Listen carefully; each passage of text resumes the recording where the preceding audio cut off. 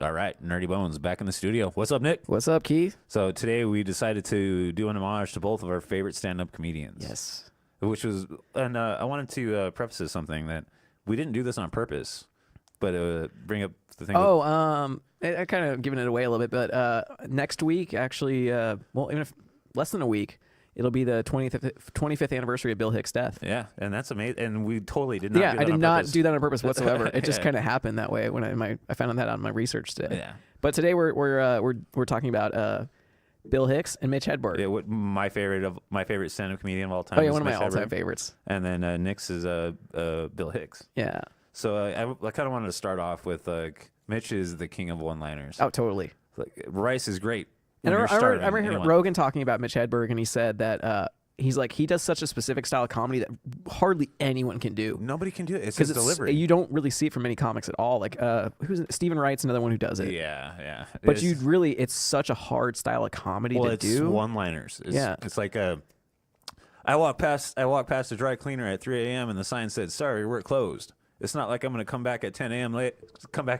and say, "I walked by at 3 a.m. and you were closed. You owe me an apology." It's just like, dude, come on. But the big thing about Mitch Hedberg was, like you said, his delivery. Mm-hmm. I really think he coined the one-liner. Yeah. Not coined it, but he was like the Well, king. there are tons of people around before him, but he was like he really kind of perfected it, though. Yeah, I would say he was the best. Yeah, because I'm not a big fan of like one-liner comedians. Like I don't really care for Stephen Wright that much. He's funny, but when it comes to one-liners, if you ask somebody about one-liners, they pretty much always be like Mitch Hedberg. Yeah, well, and it takes a special skill to be able to make somebody laugh with one sentence. Mm-hmm. You know what I'm saying? Oh yeah, it's a really tough thing to do, actually. And most people don't think about that. But so, without further ado, here is Mitch Hedberg. I like to wear this pass because it helps me know when I'm upside down. Hey, I was getting my teeth whitened, but then I said, forget that, I'll just get a tan instead. I saw a billboard. It said, estimated lotto jackpot, 55 million. See, I didn't know that was estimated. That would suck if you want to go, oh, we were off by 2 zeros. We estimate that you are angry. I like rice. Rice is great when you're hungry and you want 2,000 of something. we get one more. okay. I saw a commercial on late night TV. It said, forget everything you know about slipcovers. So I did. And it was a load off my mind. See, like I said, man, like king of one-liners. Like, oh, yeah. That was like literally like 6 jokes within a matter of like a minute. Yeah, exactly. So like that's where I wanted to go with him. Is like he was the king of one-liners. His style was so super unique, and like you were talking about his delivery. Like, that was a load off my mind. Yeah, just the way he draws his voice out like that. So he was very, I mean, I might be getting ahead of you, but he's a very shy person, too. Like, that's why he wore glasses. He always wore sunglasses on stage, and he always, like, looked down. Yeah. Like, he pretty much didn't look at the audience very much. Because I think he did have a lot of stage fright. Oh, big time. Yeah. Big time. Like, and what I really want to get into starting off with this topic, and it's kind of heartbreaking, that I scoured the internet. It is super hard to find anything about him. Yeah. It's super hard to find anything about his life, like where he lived. I'm amazed there hasn't been a book about him. Yeah, it's amazing. Like just to be forthright, everything that I got tonight was off 1 or 2 YouTube videos and mostly Wikipedia. But I have to be honest about it. Because we don't like to rely on Wikipedia, but you know how much we delve into our research, and I was left with a dry well, and that kind of sucks. So we're giving you the most we can about him. Yeah. So he was born February 24th, 1968, as Mitchell Lee Hedberg. Actually, well, I just realized that he would have he'd be, I don't know how old by now. Dude, 68. The year he was born was 68.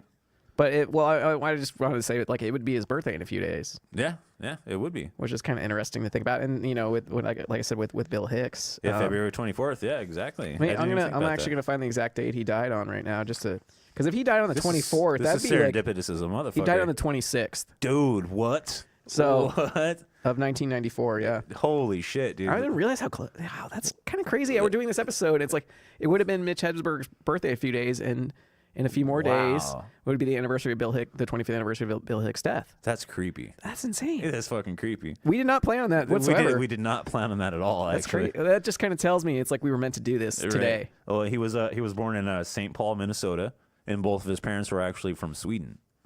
And there was actually this big elongated, wrote out actual thing for their actual last name, and they shortened it to Hedberg to move to the. You can't say what his last name was. I can't. You couldn't pronounce find it, or well, it's fucking like 26 letters.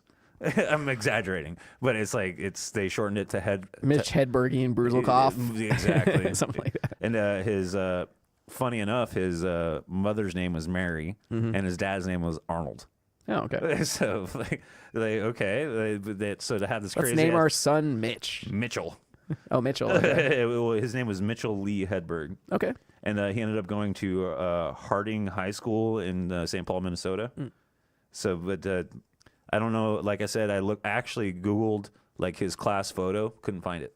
Oh. Like I tried to figure out like kind of stuff that he would. You figure somebody from his class would have put that online by now. Right, too. right. Like I said, it's kind of heartbreaking that there's not a lot out there for Mitch Hedberg to like.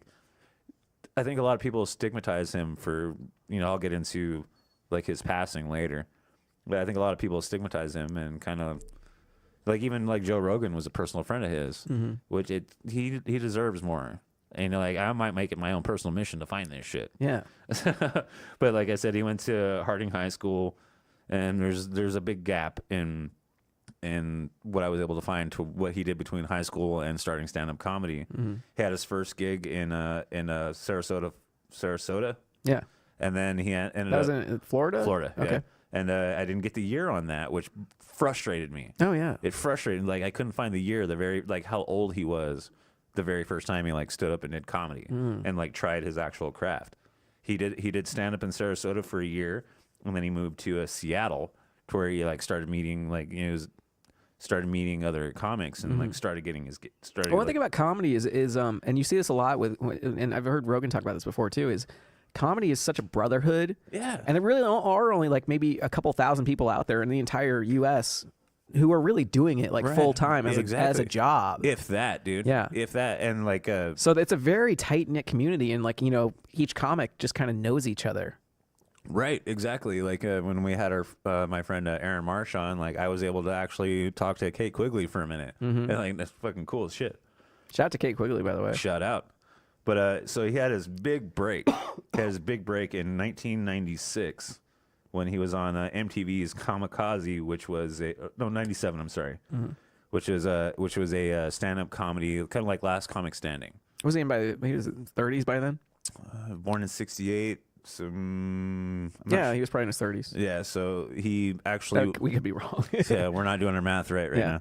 But so he actually won the competition, and the prize was to go on David Letterman and have a spot of David Letterman. That was pretty big too at the time. Like because the only really, I mean, you had Comedy Central, but I think Comedy Central was still pretty early on. Yeah, it was late. You said late 90s. 97. Okay, yeah, 97. And really the only place that you could see comedy at that time was really like HBO. Right. Or the HBO specials. Or on Letterman or Leno, O'Brien. Conan. The late night talk shows. Right. Yeah, the late night talk shows. Circuit. Or if you went out to your like local comedy club. Right. Well, and like you bring up a good point that back in those days, like late 80s, early 90s, late 90s, the only way that you could really make it as a stand-up comedian is doing the late night talk shows. Oh yeah. That's how you got famous. And touring, of course. Touring was such a and I'll get into this with Bill Hicks, but touring was so predominant in a comedian's career. Yeah. If you really they call them road dogs. Yeah, it's called road. And you do still see those guys a lot who just nonstop tour. Brian Callen is one. So he's David Tell. David Tell. Believe it or not, right now, David Spade's on a tour.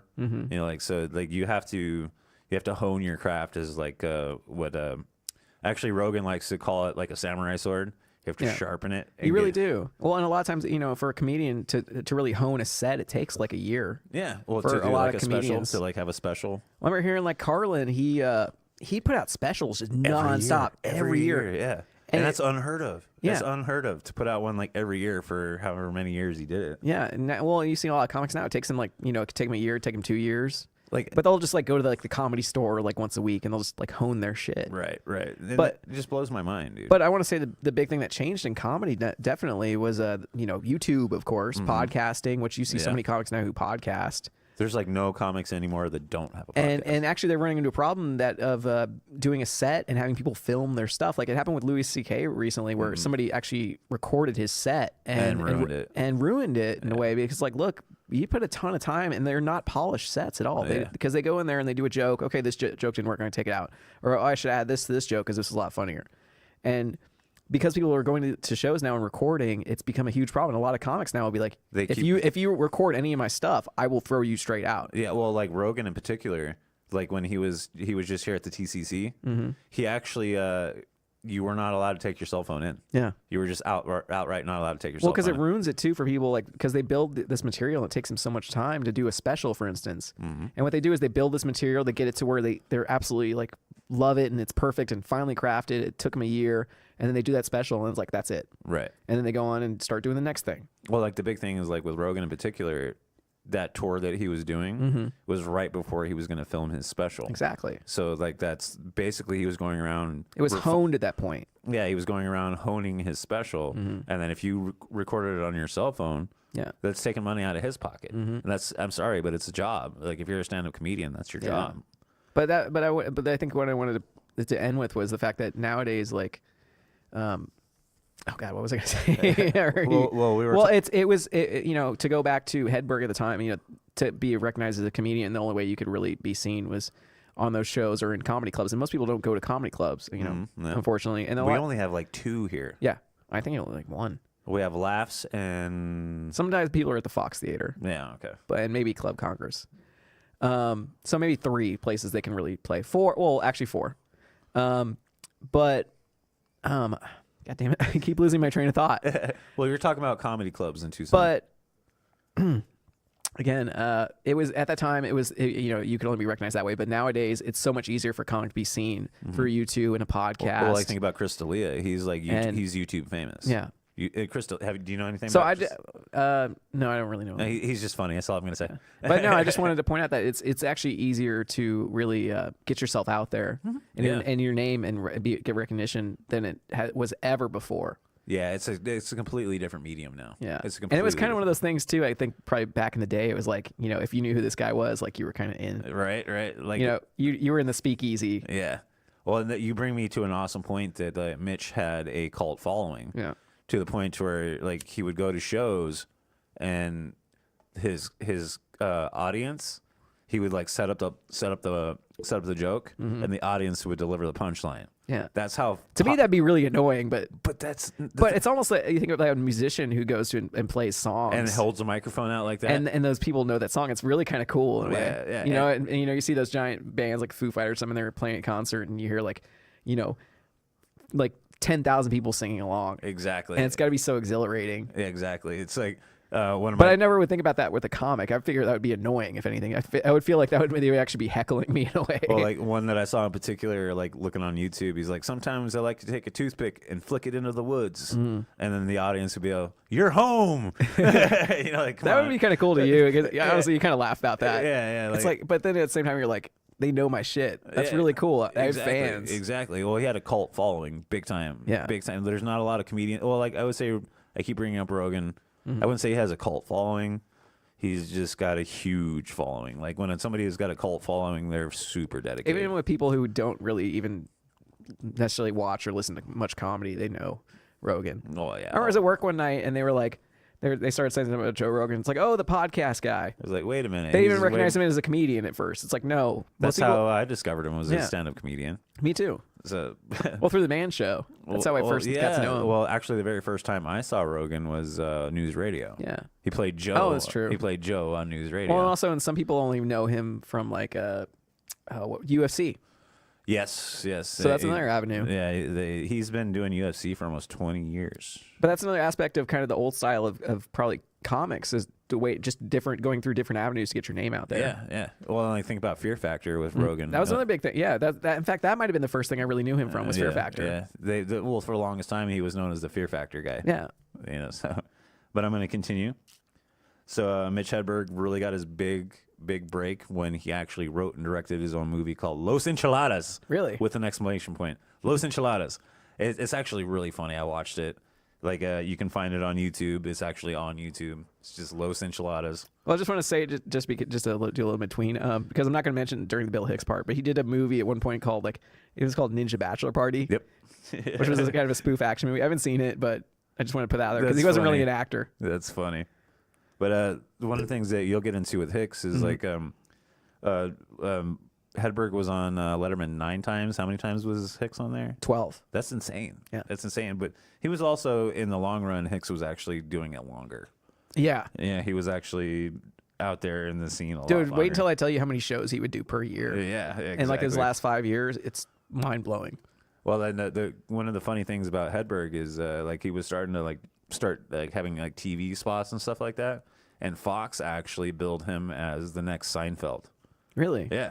I thought that was really cool. The first time I remember seeing Mitch Hedberg was on a Comedy Central Presents special. Yeah. I actually have that. Yeah, go. I'm getting ahead of you. No, you're fine. But the next thing I wanted to get into was everybody at Fox kind of starting to bill him as the next Seinfeld was we kind of talked about a little bit earlier. He's nothing like Seinfeld though. But his well, maybe in a little bit. Well, what I was going to get into is his unique style. Mm-hmm. Like the way he delivers things. Like he's got nobody's been like him before, and no one will ever be him. And if you're a Hedberg fan and you tell one of his jokes, you try to say it like him.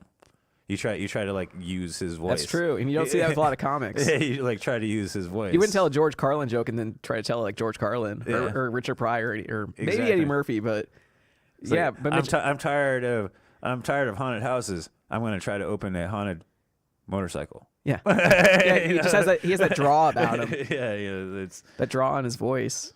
So he's just to me, I think if I had to pick another comic that I thought was as funny, it'd probably have to be like Jim Gaffigan or something like that. Yeah, but a completely different style. No, totally. And Jim Gaffigan. Well, also I think Hedberg. They were more kind of PG-13 comedians. Well, one of my favorite jokes. Speaking of PG, one of my favorite Hedberg jokes is I used to do drugs. I still do, but I used to too. He was. And the big thing is I'm gonna get into in a little bit is a lot of people only know Hedberg because of his drug problem. Yeah, and that sucks. Yeah. That sucks because he actually married Lynn Shawcroft, and she was a Canadian stand-up comedian. Mm-hmm. And at their wedding, on the way back, actually got busted with heroin. Wow, in Canada, Yeah. or they got married in Canada? Yeah. Oh wow. So on the way back, he actually got busted for having heroin, and Rogan used to actually even tell him, was like, dude, you got to stop doing this. Yeah. Because he almost lost his leg due to gangrene from shooting up in the same spot over and over again. But Rogan was like, dude, you got to stop. And this was 1998. Mm-hmm. So this is where he kind of started to spiral, and because he was starting to get success. It was starting to have more money and more well, and to get back to him being just nervous, he was a very shy person, reserved person. Yes, he was. And he didn't want to look at the audience. That's why he wore glasses on stage. And like you said, he always looked down. And he had definitely. He was probably had anxiety. Yeah, and I'm sure he used heroin as a way to kind of cope. Yeah, and I've personally had experiences in my life with people that were addicted to heroin, and it's rough to see that happen to them. Yeah, and I don't want to go that direction with the show tonight, but no, it is very sad. I've had the same thing happen with me. Yeah, and for me, I lost one of my favorite musicians to heroin, Bradley Knoll. Yeah, it sucks. You can't talk. I'm sorry, but you can't talk about Mitch Hedberg without bringing the subject up, because we lost him to it. You know what I mean? But that's I'm going to leave that there. But that's the big thing with him is his drug problem is why most people know who he is, and that sucks. But like I said, he got married to Lynn Shawcroft, and then he got arrested trying to cross the border with heroin, and then a year later he got arrested in Austin, Texas, for having heroin. Oh wow! Yeah, he actually spent 6 months in jail for that. Yeah. So what I want to get to next, I'm going to get on to kind of the higher points because I don't want to keep talking about this. So like I said, I'm going to highlight his movies and TV roles real quick. Yeah. So like I said, I hate it, but I had to get most of what I did tonight from Wikipedia because there's just fucking nothing out there. Well, and you said IMDb as well, I believe. Yeah. There's just nothing. There's just nothing out there. Yeah. So like I said, in 1999, he did Los Enchiladas, like I said, with an exclamation point. And then in 2000, he was in Almost Famous. Really? Yeah, he played the Eagles road manager. Oh, I didn't know that. Yeah, I didn't know that either. I know. Well, I've never seen the movie, but I didn't know he was okay. in it.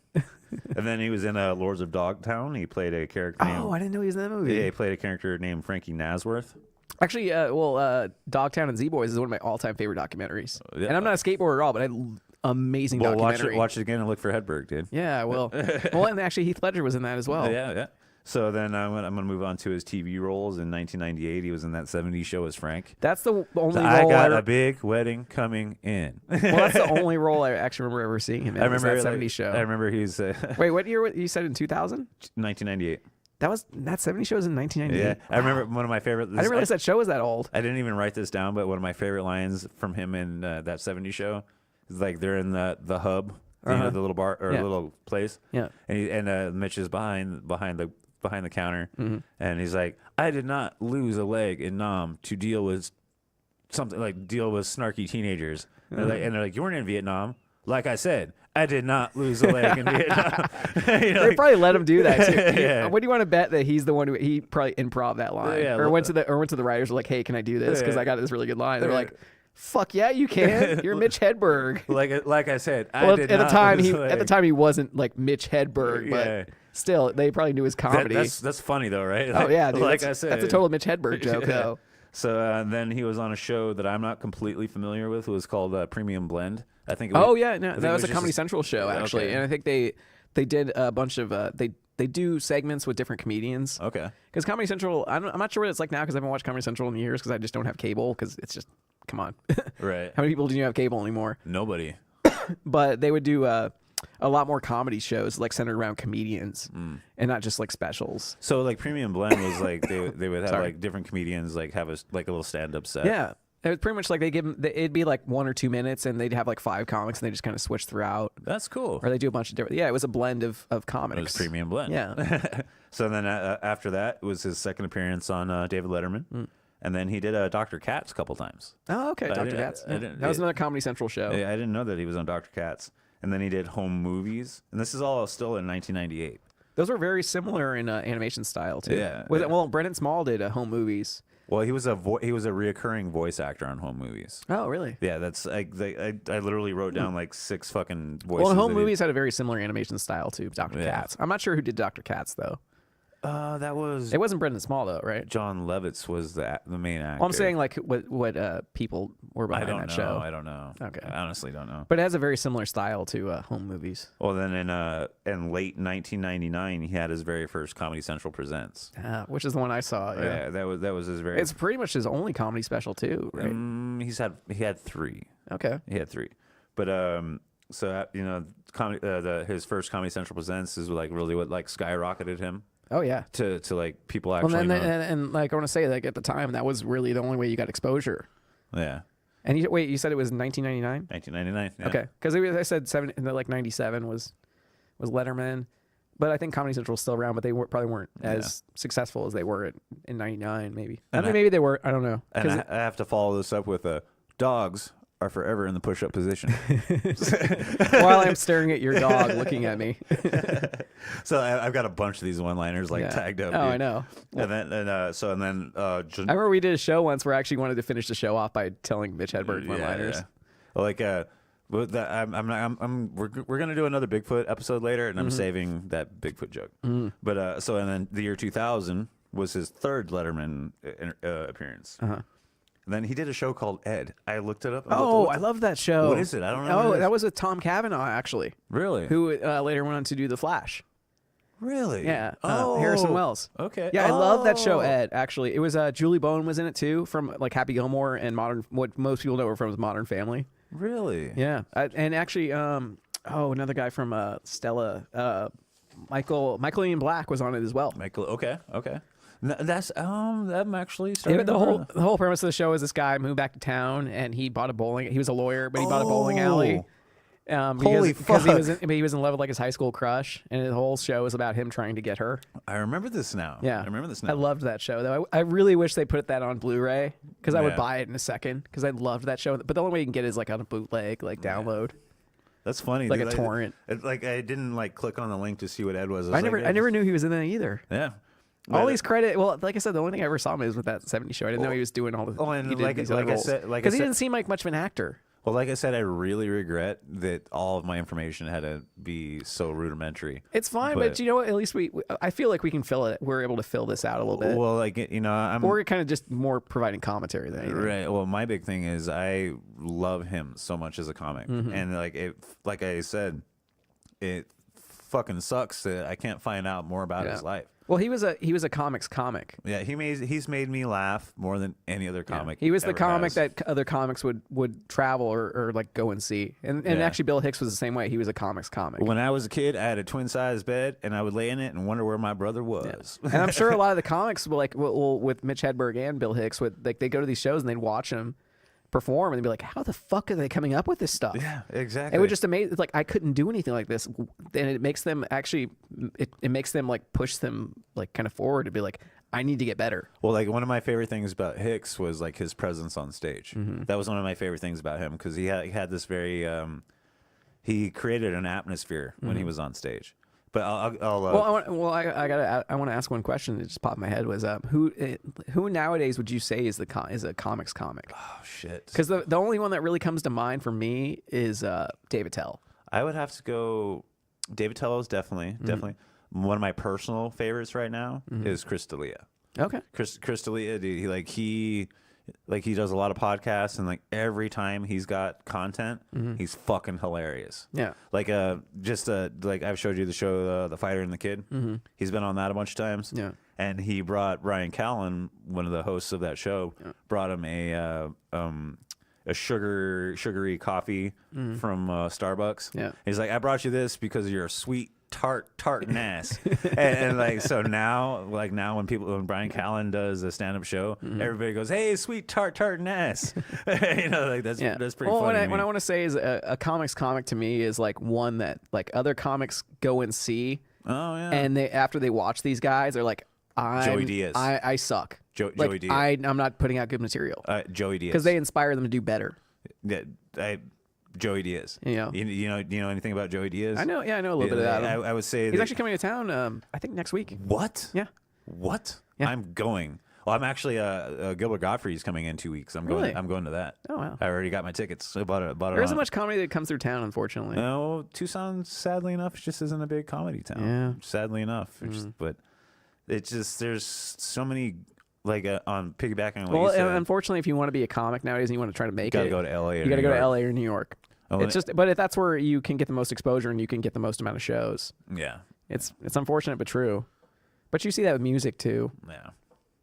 So in 2001, he did Ed, and then right after that, he did Just for Laughs, which was just a comedy festival. Yeah, and that was. I think it's in Montreal. Yeah. That's like the biggest comedy festival in the world. Probably where he met his wife. Well, a lot of comics like that's where you really, if you want to find the best, it's usually Just for Laughs. Yeah, and then right after that, and that's actually where like that's a touchstone for a lot of comedians. If they can do that festival, it's kind of like a benchmark. It's like Coachella for stand-ups. Pretty much, yeah. Yeah, that's the best way to put it. That's a good way to put it, actually. Yeah. Because I watched a couple YouTube videos of him at Just. Well, yeah, I remember the Mitch Hedberg. He was like, "Yeah, I did this." Like 2 years ago, or I did it like a year ago, or 2 years ago. I feel like more people saw me at the store. Yeah, or he's like, yeah, 5 million people saw this. They didn't invite me back the year after that, but they invited me back this year. He's like, well, I guess I should have sucked more or something like that. I forgot the exact joke, but it was something along those lines. Yeah. It's like the 5 million people saw this, but I don't know where they're at. Yeah, I feel like more people saw me at the store. Yeah. So referring to the Comedy Store. Yeah, exactly. Which is like kind of a comedy mecca. Well, now, it is in LA. Well, it is the mecca, and Pauly Shore, actually, his parents owned it. Yeah. Like and actually, I think he had a short-lived show on TBS where it showed him trying to manage. It was called The Store. Yeah, it was where he was managing the Comedy Store. Like the thing is well, I think now is it? I think Norm Macdonald's co-host on Norm Macdonald, Norm Macdonald has a show. I think is what it's called on Netflix. Yeah. He actually is the one who like books all the talent and everything. Really? I forgot his name. Unfortunately, I'm sorry. Are you familiar? Are you familiar with Ari Shaffir? Yeah, Ari Shaffir he's a good one too. He got his start at the store, and the thing. I'd love to be like around that, like all the comics and everything. Right. It'd be so much fun, man. Well, that's like my buddy Aaron Marsh that was on the show a long time ago. He moved. Our most downloaded episode, by the way, we found out. Yeah, He actually moved to Los Angeles to get into that scene, and he's doing real good. It's a really tough industry to break into, dude. I believe. Oh, dude, come on, man! You got to be like one of the most creative people on the planet to be a stand-up comedian. Definitely. Like like I said, it's something maybe only like 1,000, 2,000 people in the entire our country in the U.S. really do. Actually, I saw Netflix put out something called like Comedians of the World, and they did like 8 or 9 different countries, and they featured like 5 comedians. Dude, and the writing a joke is hard. And I really actually want to watch the Neil Brennan one because that's one of my favorite comics nowadays. Neil Brennan. I thought his special on Netflix, 3 Mics, was one of the best comedy specials I've ever watched in my life. Anthony Jeselnik is another one of my favorites. Jeselnik was I love his dry style. He's got no filter. No, he's got no filter. Yeah, like I saw today that Netflix is putting out another Amy Schumer comedy special, which I was like, wait, how the hell did they give her another comedy special? That last one was one of the worst probably the worst comedy special I've ever watched in my life. It just wasn't funny. I turned it off after half an hour because she was honestly, I think she's kind of a joke thief. Yeah, well, yeah, it just wasn't funny. But that's my opinion. And writing jokes is hard. Like I think she used to be really, really good, but I think she got lazy. I never really thought she was funny, to be honest. She just never. I think she got lazy and fell into a certain style. Yeah, she became which is death to a comic. She became a sex comic. Like it was all sex jokes, and like Jeff Dunham was another. There's nothing wrong with that at all, but I feel. But you got to keep it fresh, man. But I felt like she fell into the pattern where like, okay, this is my audience. They want all these sex jokes, so she just started doing it, and she stopped really trying to grow and progress as a comic. Have you ever? Like I said, which is death. Have you ever yourself kind of quote unquote written a joke? I don't think I really ever have. I did myself. I mean, it's like, okay, we're commenting on all these comics, and we're like talking shit about some of them and praising others, but like we're not in that world. No, we're not comics. We actually put this out as like under the category comedy, even though we do so many different things. But that's just the one. It's just the one category we can catch all. Can I tell you the one and only joke I've ever actually written? Go for it. Okay, I was gonna dress as Jeffrey Dahmer for Halloween. Would that be in bad taste? Hey, it made you laugh. That's good, man. It made you laugh. Well, my all-time favorite joke, like it's like my stupid kind of dad joke, but it's always been kind of my favorite joke is Mushroom walks into a bar. Bartender says, "We don't serve your kind here." Mushroom says, "Why not? I'm a fun guy." Oh yeah, it's like a dad joke. But I always love that joke. Dad jokes are the best, dude. Dad jokes are the best. They are fun. Like what? I didn't write this one, but it's just another funny one to me because like on our true crime stuff, we always do jokes. Mm-hmm. Like, why doesn't Jeffrey Dahmer eat clowns? Because they taste funny. That's exactly. Well, I said that on the show. Yeah. But I'm going to continue. Yeah, we're getting off a lot of tangents tonight. But I feel they're actually very. They're kind of things that we should definitely add. Yeah. So after Just for Laughs, he did last Friday or late Friday. I looked into that. It was a Canadian stand-up comedy show. And it's not around anymore. Well, you're going to finish with a clip from a Canadian show, right? Yes, I am. Okay, yes, cool. I am. So then after that was his 5th appearance on Letterman, and right before it was December 2001, right before 2002. Okay. So that's 5 times on Letterman. I was like 17 then, I believe. Yep. And then he did a show called Sadie Rash. I've never heard of that. I Googled it. Couldn't find, like, I even clicked it on the Wikipedia link, and there was nothing there. Yeah. It's literally SADDIE Rash. Okay. Like, was it? You have no idea even what network it was on. I don't even know what it was. Okay. But it was on his IMDb. Yeah. Well, early television, there isn't probably enough documentation on stuff. And then right after that, he actually did Letterman twice in 3 months. Really? Yeah. Wow. So like just back to back. And then actually, well, I want to say about Letterman was I think he was the one you went to if you were a little more edgy. Yeah. Because I'll actually bring this up about the first appearance of Bill Hicks on TV was at Letterman.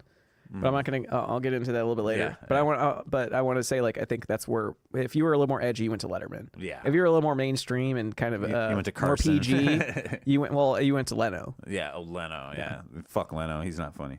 But anyway, so he had 2 stand-up specials. He is really cool with cars though. Yeah. He had 2 stand-up specials before the end of 2002, and then he did his last. Wow. He did his last appearance on Letterman. He did 2 specials in 1 year? Yeah. That's amazing. Yeah. Had the amount of material. Yeah. Well, his whole thing was just like these. You gotta well, think isn't there a about website that actually has every single joke he ever put out? Yeah, actually, it was There's looking probably at that. just a couple thousand at Well, least. like the little clip I started the show off with, dude, like there was like 6 jokes in like not even a minute. Yeah. You know, just blam, blam, like just rapid fire. So hard, man. Just rapid fire. So hard to do. So he did. Because even nowadays, comics say, like, I couldn't do that.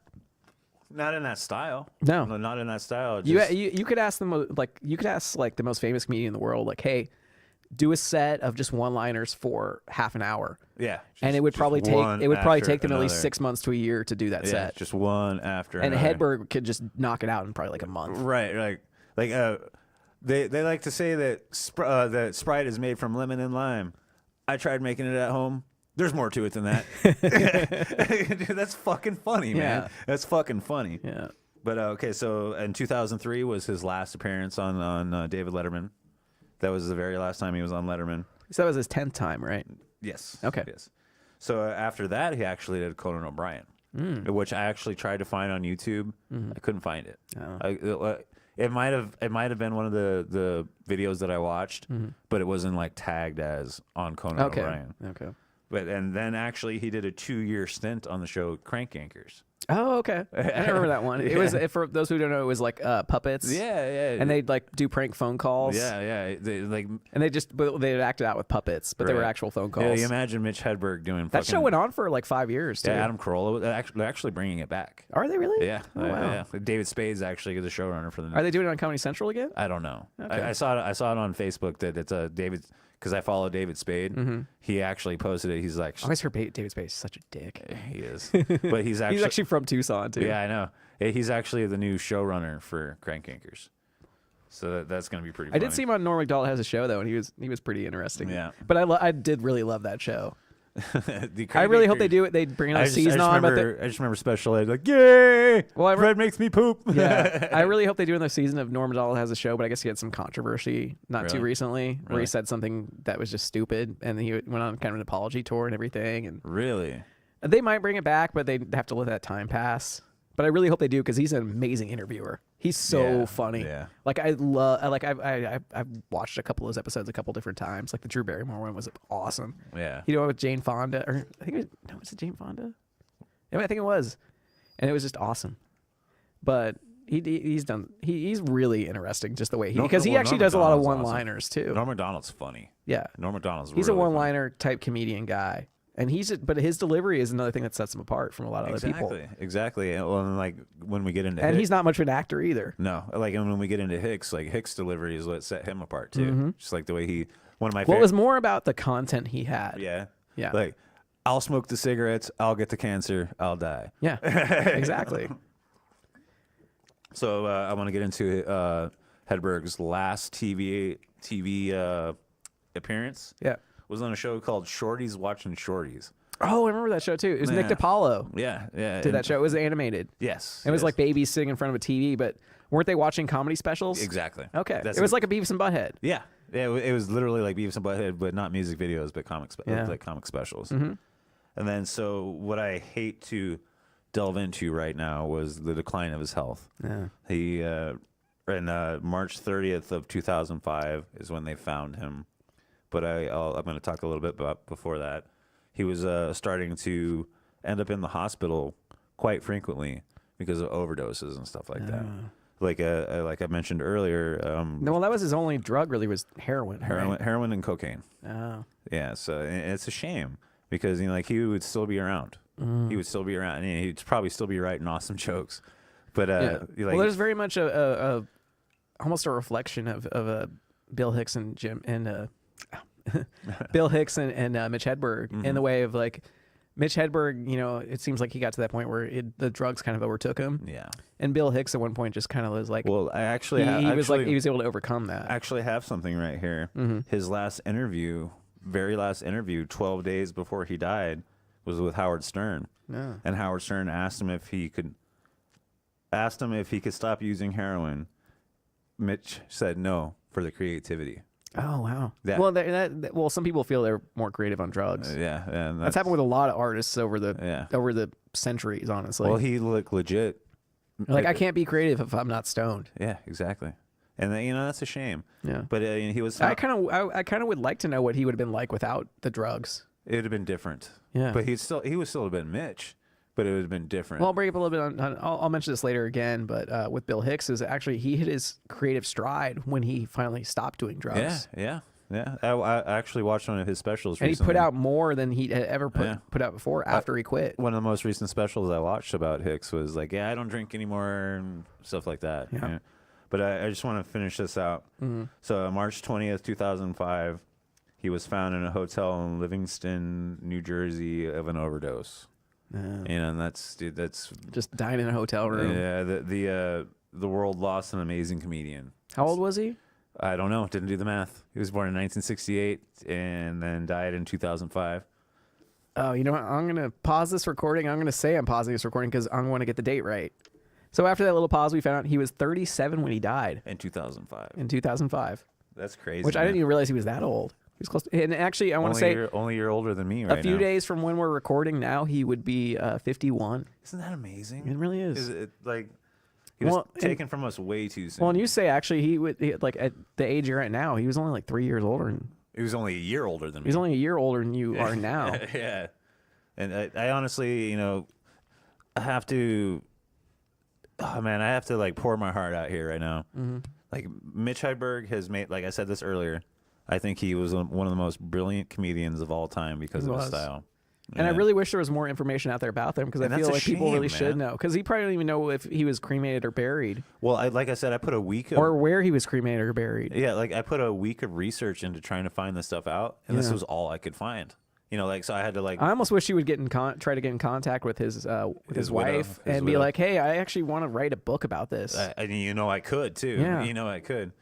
But I want to play a little bit more of his comedy for you guys. Yeah, we want to finish it off with it. Yeah, because if you guys are uninitiated and have never heard of Mitch Hedberg, hopefully I get to open your eyes here a little bit. You told me a lot about him that I just didn't know. So this was from the Late Show in 3/12/03. And by the way, the first clip we played was from was his first appearance, I think. Yes, yes. Oh, this is from from a Canadian show, actually. Yes, where it's actually where Elvis Costello is the host. Really? Yeah. Oh wow. Yeah. So ready? Yeah. Nope. Please welcome back to the Late Show, Mitch Hedberg.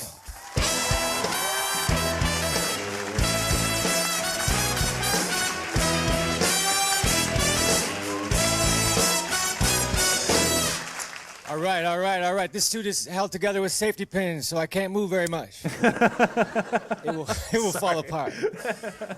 I was gonna have my teeth whitened, but then I said, same screw that, jokes. I'll just get a tan instead. That's how we had a cult following. It was like, you know what, man? I'm sick of following my dreams. I'm just gonna ask where they're going and hook up with them later. I got a nice hotel. I love hotels. I met the girl who works at the front desk of my hotel. She gave me her phone number. It's 0. I tried to call her from here. Some other woman answered. I said, "You sound older." I got a lot of vending machines. I like it when you reach into the vending machines, you grab your candy bar, that flap goes up to block you from reaching up. That's a great invention, man. Before that, it was hard times for the vending machine owner. What candy bar are you getting? That one and everyone on the bottom row? I get the Reese's candy bar. Reese's, if you read that name, Reese's, that's an apostrophe S on there. The candy bar is his, man. I didn't know that. Next time you're eating a Reese's candy bar and a guy named Reese comes by and says, "Let me have that," you better hand it over. I'm sorry, Reese. I didn't think I would ever run into you. I'm over here cracking up, man. I'm sorry. You're a bully, man. You're a bully, man. I like rice. Rice is great when you're hungry and you want 2,000 of something. Right. See, that's why you had a cult following. Right. Yeah. My mom loves those applause breaks. Refried beans. I like refried beans. That's why I want to try fried beans, because maybe they're just as good and we're wasting time. I went to a pizzeria. I ordered a slice of pizza. The dude gave me the smallest slice possible. If the pizza was a pie chart for what people would do if they found $1 million, this dude gave me the donate it to charity slice. I would like to exchange this for the keep it. I tried to walk into Target, but I missed.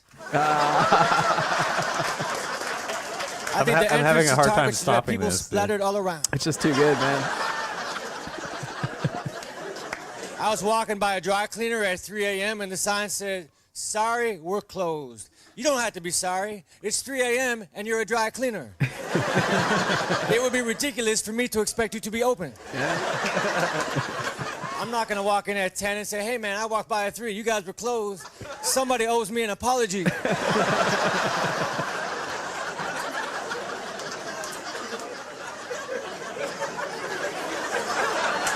You gotta love those applause breaks, dude. Yeah. His mom does. That was just hard for me to stop. Yeah, no, me too. Well, yeah, it was hard for me to stop. And I want to say, like I said, it was a Canadian show. It was the Late Show with David Letterman, but Elvis Costello was guest hosting. No, this is this is the one from Canada. Oh, okay, I got that. Yeah. Okay.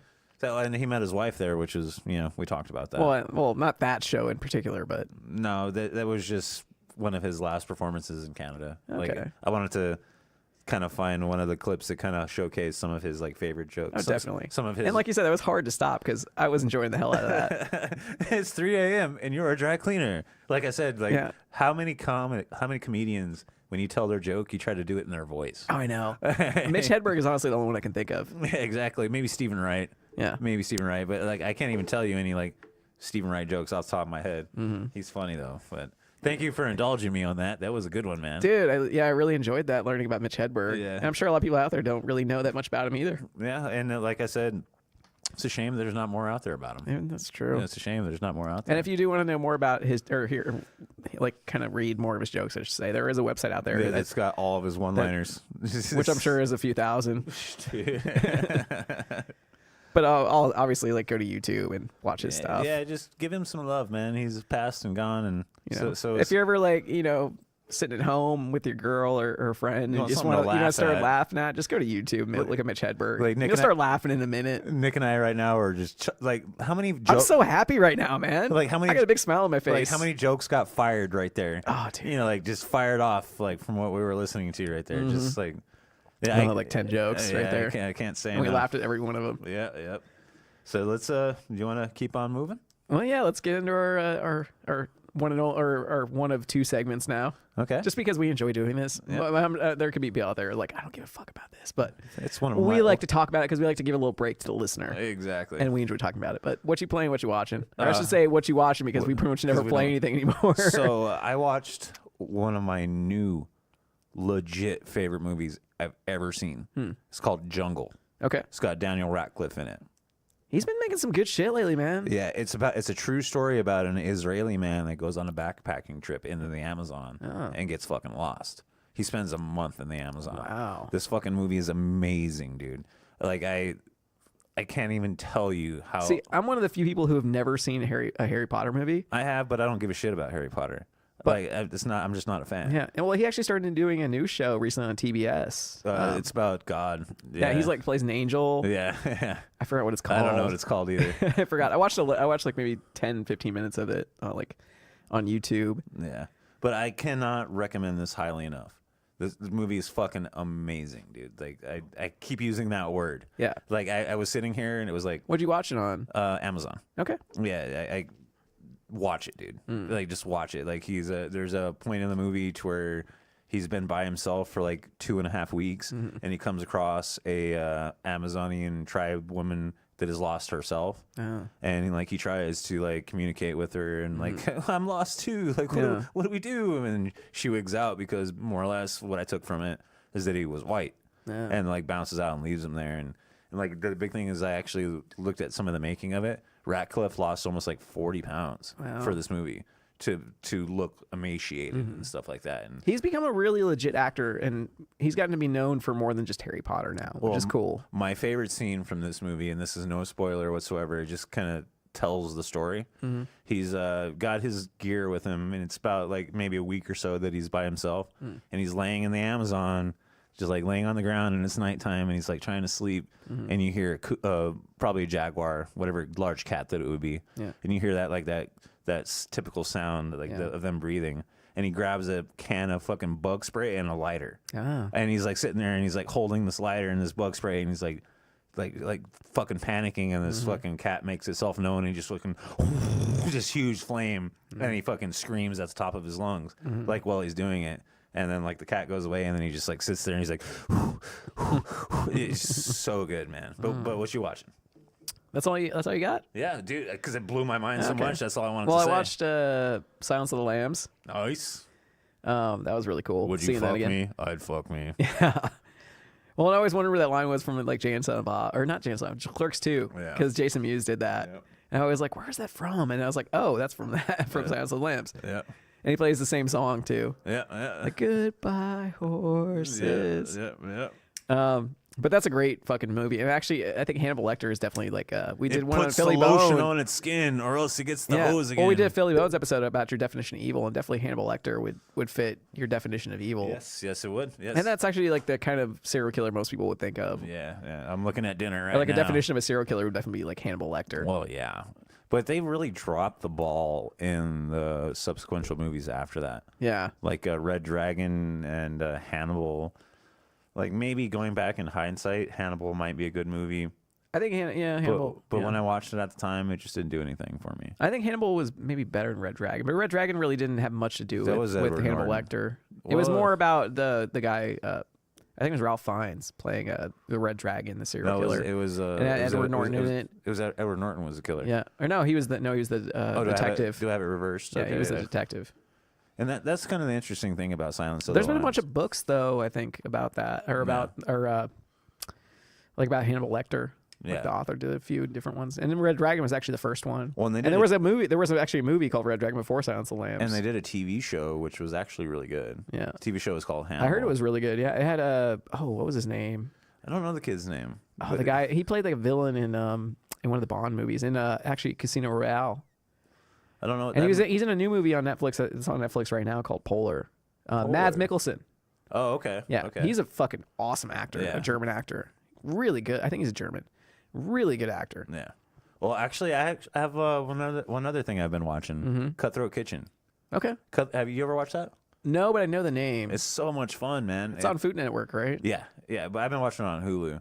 But their big thing is that's these three chefs, like they get a dish to make, and then they have money, and the whole thing is that they can bid for sabotage. I think I have seen it before. They bid for like sabotages. It reminds me a little bit of Chopped. Yeah. Well, this is worse though, man. Like one of the last ones I watched, one of these people they bid and they got to have their prep station and cooking station got switched out with a fucking bunk bed.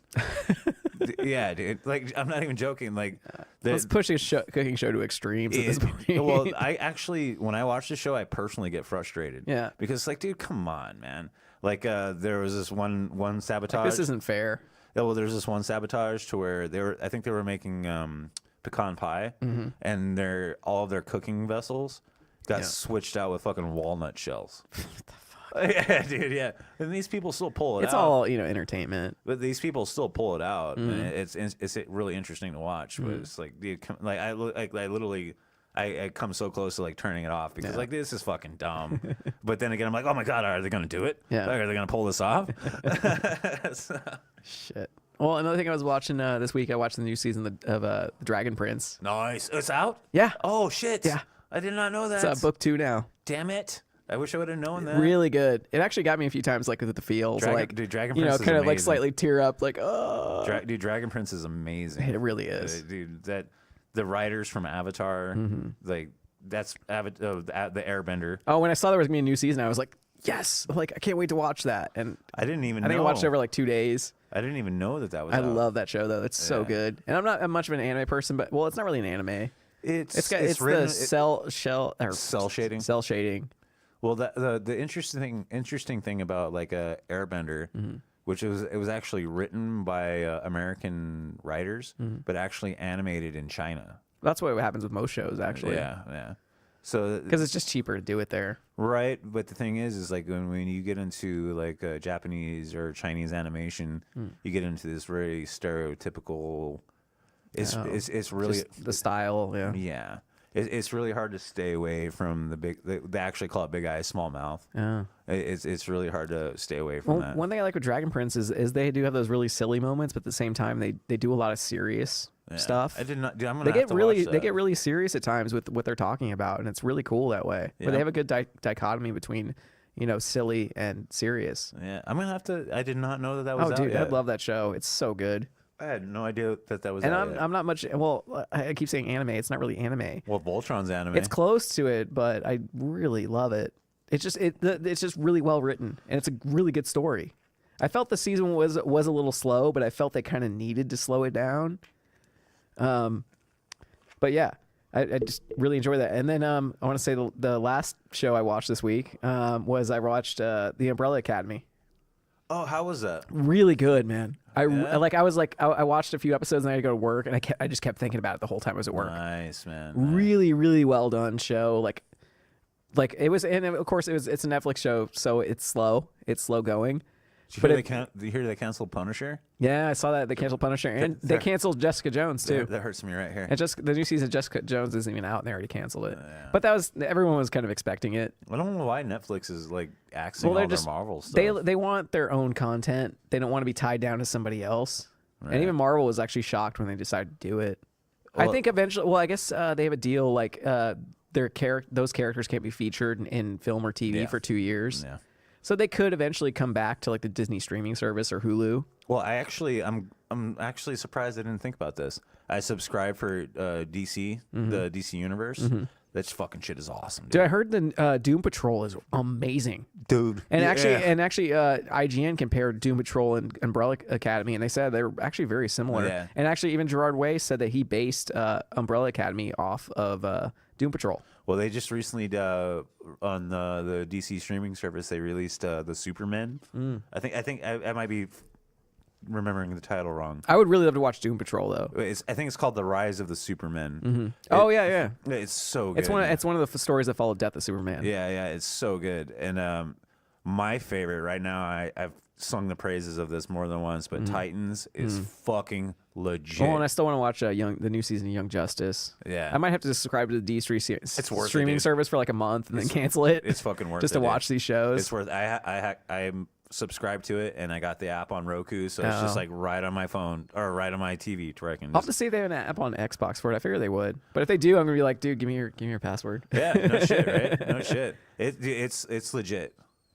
Oh my god! As our faux Rangers are falling off their computer monitor because it couldn't handle the mantle of Batman. And we have one of our faux the head of Rangers. Batman fell off broke off of a little plastic coin bank, so we put it on top of a faux Ranger that we have. We call them faux Rangers because they're cheap, like dollar store Power Rangers.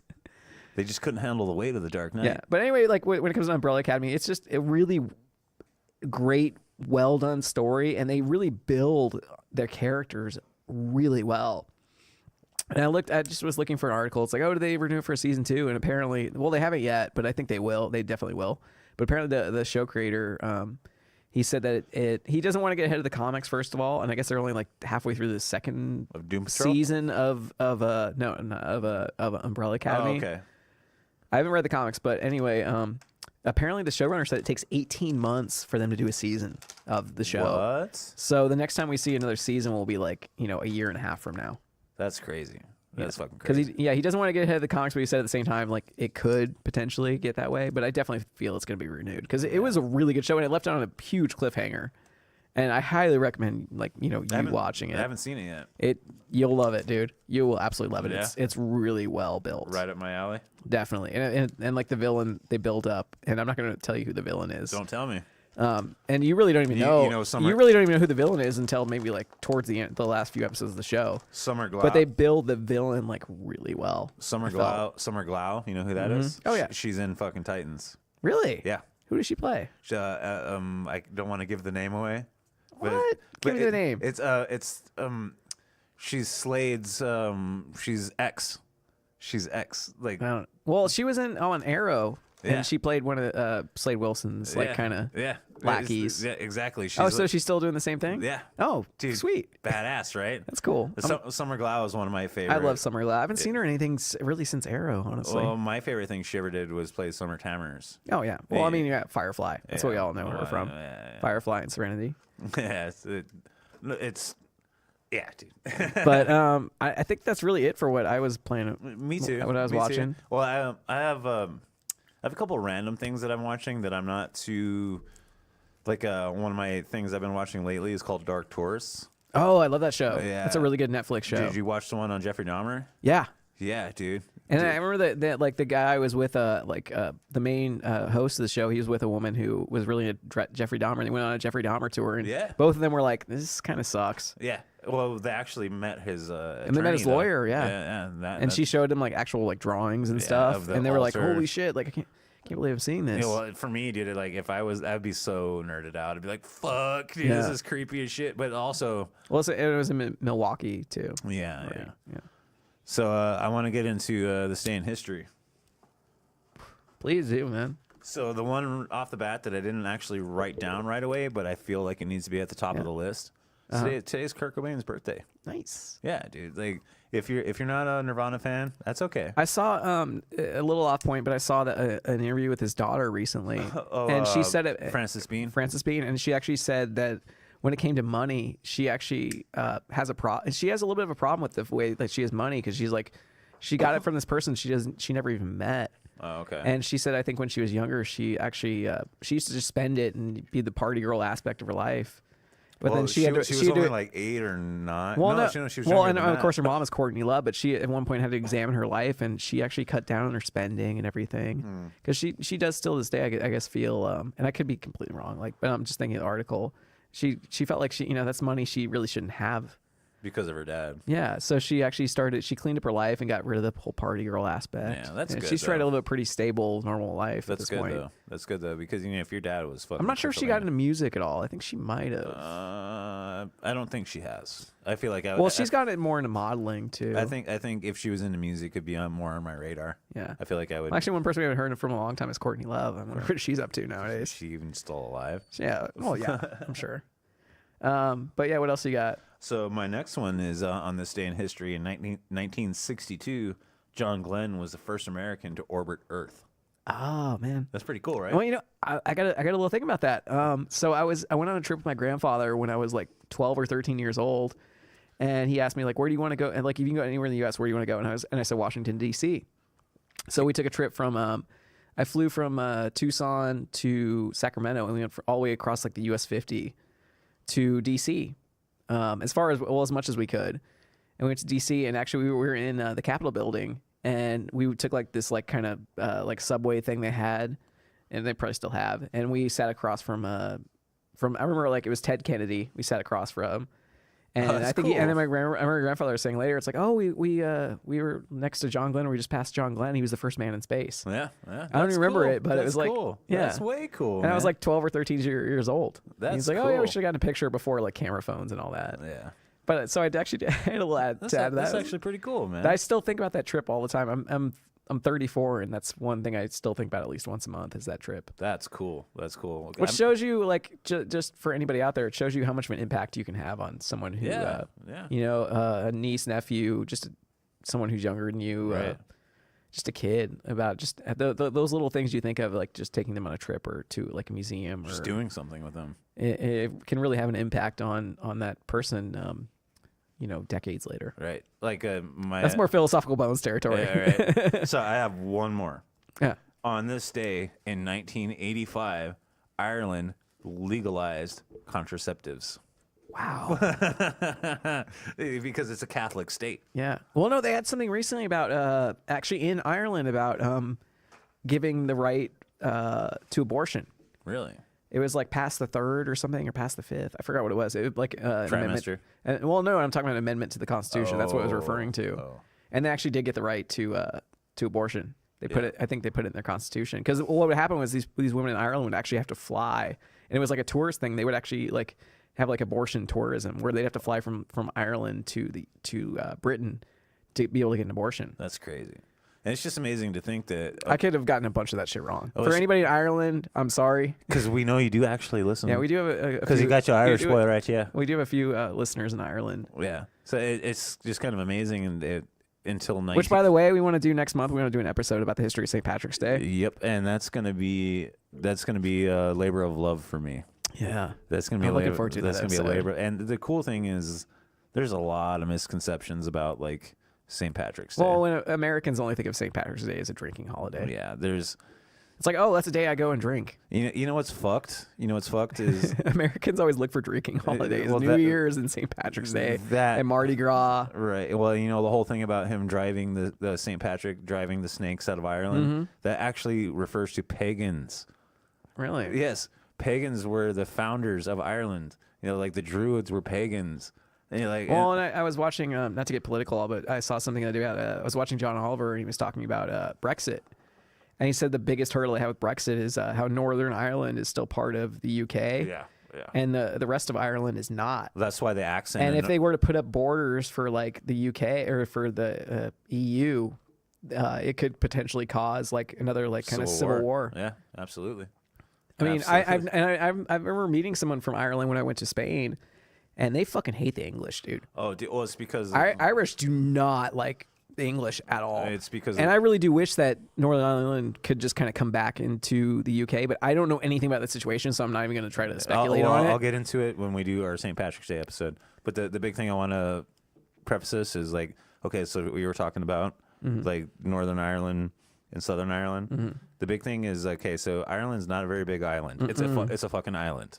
Yeah. And the thing is the accents as you go down change. Yeah, that was actually much. one thing I realized when I was in Spain was I met the one guy who I learned about Ireland from a little bit. You get like and a I met another Cork guy who's from accent. Ireland. I was like, oh, I didn't know there were so many different accents from Ireland. He's like, yeah, you wouldn't think so. Well, like my grandpa was from northern Dublin, and one of I think I've said this on the show before, but one of his favorite phrases was like, and the thing is like phrases and terminology change in such a small. Well, we have an American perspective where like you hear a different accent in a different part of the country from like hundreds of miles away. You don't hear like, like 20 miles away. You don't hear a different accent but for the most part. That's the case in Ireland. But though. Ireland and even the UK, you could go from one neighborhood to another neighborhood, and there's a different accent or a different jargon. Right.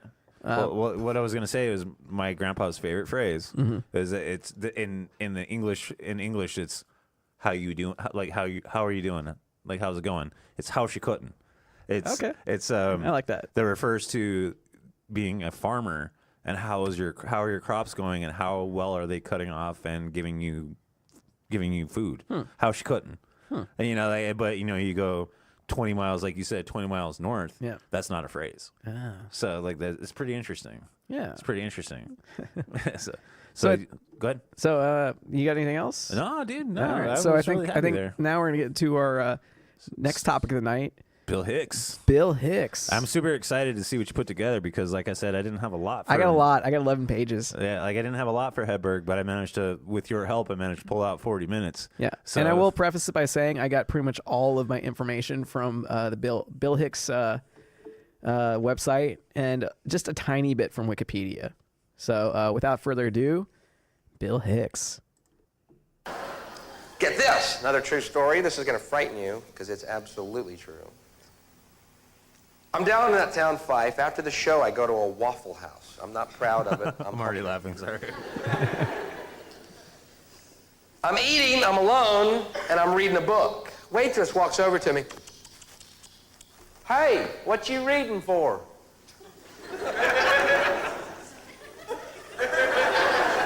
Is that like the weirdest question ever? I have never, ever been asked that. You know what I mean? What are you reading? Oh, okay. But what are you reading for? Shit, you stumped me.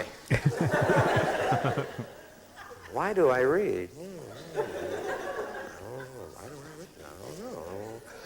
Guess I read for a lot of reasons, and one of them is so I don't end up being a fucking waffle waitress, all right?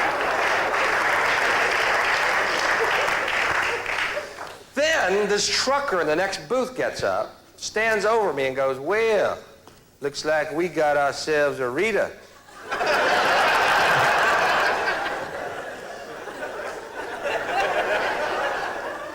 What the fuck's going on here? Like I walked into a Klan rally in a Boy George outfit or something. It's a fucking book. I read. There, I said it. Waitress goes, why read when you can just flip on the tube? Because it's not the same. What do you think I'm reading? Hee-Haw the book? She said, huh? So that's great, man. Yeah. So sorry if the audio quality might have sounded a little bad at the point, but I'm getting everything from YouTube. Yeah. So. And what's really cool, like what stood out in my mind there is like the difference between like on the show in particular, the difference between like Hedberg and Hicks, like the way they deliver. They're both of them. Well, Hicks was more of like the story style type comedian. Yeah, they're both, in my mind, both comedy legends. Yeah, but they go at it in a different direction. Well, Hicks would set up a joke for, he'd be one of those guys who set up a joke for like in a traditional sense of a comedian. He would set up a joke and it'd take like 2 minutes to set it up, and then hit the punchline. So it was very, like you said, it was very different styles. Yeah. So without further ado, Bill Here we Hicks. go. He was known as an outlaw comic. Which actually that comes from his days in Houston in I think it was the late 1980s. Okay. And actually Sam Kinison was one of those guys. Oh! Sorry. If you don't know Sam Kinison, it's like do yourself a favor and look that guy up. But he's known for like screaming and being angry and yelling and everything. Anyway, so he was born William Melvin Hicks on December 16th, 1961 in Valdosta, Georgia. Really? Forgive me if I said the name of that city wrong. I didn't know he was born in Georgia. Yeah, he was born in Georgia. And his father, Jim, was an executive at General Motors, and his mom, Mary, was a teacher. Cool. And then he had an elder brother and sister named Steve and a sister, Lynn. Trying to not crackle over here. Go ahead. And they lived in Florida, Alabama, and New Jersey before moving to Houston when Bill was only 7 years old. Yeah, so what would that be? So 68. Yeah, that'd have been the year Hedberg was born. Yeah. So they lived in an area called Memorial, to the west of the city, a place called Nottingham Forest, which I thought was kind of funny because I was cool. like, that's a kind of like a Robin Hood, man. Robin Hood. Well, that was Sherwood Forest. What was the Actually, sheriff? think about it. What was the sheriff of Nottingham? Sheriff of Nottingham. So it was yeah. So we're actually kind of right. We're kind of. But it was, as Bill Hicks described it, as a strict Southern Baptist ozone. And only his words could say that. Well, yeah, it was he was kind of raised in the church in a way. I didn't know that. Oh, yeah, totally. He that's just what he was raised in. And actually, I think his brother later described him as being kind of a priest in a way, but a priest of comedy. Like, I'm totally paraphrasing the whole thing, but that was just the way he delivered his jokes was as a preacher would deliver a sermon. It's almost like how do you say evangelical? Like the way like they would get up on stage and like talk and command everybody's attention. No, that's actually definitely where I'm sure he drew a lot of his delivery from was the way a preacher would deliver a sermon. Demanding everybody's attention and the way that you talk. Yeah. Oh, definitely. And when he was young, he wanted to be like Woody Allen and Richard Pryor. Right. And at his first stand-up gig, I believe he was from my notes, he was 13. Really? I'm thinking he was 13 when he did this. I'm not 100% sure. He did a Woody Allen joke about breastfeeding by a woman with falsies, which I'm guessing falsies would be like, fake tits. That is fake tits. Yeah. But it was, like I said, it was a Woody Allen joke. And he said, people laughed, then looked at me like I was the Antichrist. And this was at like I said, it was at a church. I'm so glad. It was at a church camp talent show. Well, and I'm so glad you were able to find like information about Hicks. Well, like I said, I'm getting all this. I'm pretty much totally plagiarizing the bio on the Bill Hicks website. Well, I'm putting it a little bit in my own words, but I'm pretty much going word for word from it, which I kind of feel a little bad about. But at the same time, it was honestly the best source for information. Well, you're sorting the information. Yeah. You're citing the information. Well, it was just so well written and done that I just kind of had to use it. And I didn't want to go to like Wikipedia to get all this stuff, which I had to do. I got a little tiny bit from Wikipedia, like I said, but not much. It was really more to kind of add a little more information to the situation. So let me take a quick sip of beer. Take a drink. What are we drinking right now? These are kind of nice. I like these. I'm drinking Shinerbach. This is And my it's first actually time. from Texas. My first time actually enjoying. Oh man, one we're of these. getting into other podcast territory. There's a few podcasts done by women, the Creepcast and the Wine Rack, and they always preface like tonight we're drinking such and such. But normally we're drinking Miller High Life, but they're out of that tonight. Yeah. But anyway, to get back onto our subject. I said yeah. It's all good. He went to school at Stratford High School in Houston. I'm guessing. I didn't get the exact thing, but I'm assuming it's Houston. And he honed his talents by performing in front of the class. That's cool. And in fact, his English teacher would give him 5 minutes at the start of a lesson. That's dope. And hope that he got to have a solid 5. Yeah, dude. well, he would give him 5 minutes and hope that he would get it out of his system. But I guess a lot of times he ended up taking up the whole lesson. But he'd leave his he'd leave all his classmates just laughing their ass off. I'm sure this teacher was like, "Why the fuck did I do that?" But one of his routines doing that was lip syncing to Elvis songs. That's funny. I did not know that. Well, he was a big music guy, and one thing I don't really talk about much during this because I just didn't want to really add it. But he was I think he played guitar and he was in a punk band at one point. And he did put out music. He put out a couple of different albums of music. The fact that he was in a punk band is like earns super. I cool believe he was in a me. punk band. Yeah, I'm not 100%, but so anyway, another thing I want to add in there, and this is a little bit before I go into into his career in comedy, but at 17, his parents were worried about his rebellious behavior and took him to see a psychoanalyst. And but of course, the therapist didn't find anything wrong with him. He was just funny. Yeah. Well, in fact, he enjoyed the psychotherapist said like he enjoyed the trip that Bill had taken him on and joked he was more concerned about Bill's parents than he was him. And his brother Steve said what he was actually doing was extremely hard to grasp, although the support and love was always unconditional from his parents. That's awesome. Again, I'm paraphrasing a little bit, but that's the quote I got. That's awesome. Because his parents just didn't understand him at all. Well, like you really get into like tonight I've mentioned Rogan a bunch of times, but you don't get a solid comedian without kind of a unorthodox childhood. Definitely, but his parents were. I'll definitely want to say this about his family. His family was he was extremely like fond of his family. Got along with his family really well. And it seemed like his parents just always supported him, and his brother and sister always supported him. They didn't really understand him, though. Well, yeah. Think about like Hicks on the stage, smoking his cigarettes and telling his jokes. Mm-hmm. This is kind of like off topic of what you were saying. Yeah. But like he was, to look at him on stage, he was such a unique person. He really was. To be like when he was on stage telling his jokes, always had a cigarette in his hand. That's just if you guys have never seen him, like just so you can I think kind he of picture. quit smoking like the last maybe like couple years of his life. But he always had a really unique way of bringing comedy to the masses. Like I think his comedy itself was unique. Yeah, I wasn't able to find out the exact date he quit smoking, but I do know he quit smoking at one point. Yeah. So anyway, so there weren't any comedy clubs in Houston up until 1978. Shit. And when the Comedy Workshop opened on San Felipe, in Houston, and then he began visiting while he was still in high school. Like he would, his best friend would actually end up driving him to the comedy club to do sets or just to watch. I'm not 100% sure. Again, with probably both, dude. I wouldn't doubt it. Well, I think he did. I think of a little bit like in a minute, but in order for him to go, he had to sneak out of a house at night, and he would play records loudly to make his parents think he was still home. And he was big into like rock and roll and like Jimi Hendrix and the Beatles and the Stones. Well, Like, he was a huge music guy. That doesn't surprise me at all.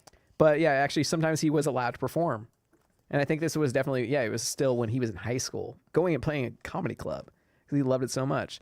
And when the manager of the clubs, Steve Epstein, saw Bill perform, he was amazed at the 16-year-old's sharpness and confidence. That's awesome. But see, he honed his skills like in class and with another friend of his who I forgot his name, and I didn't put it down.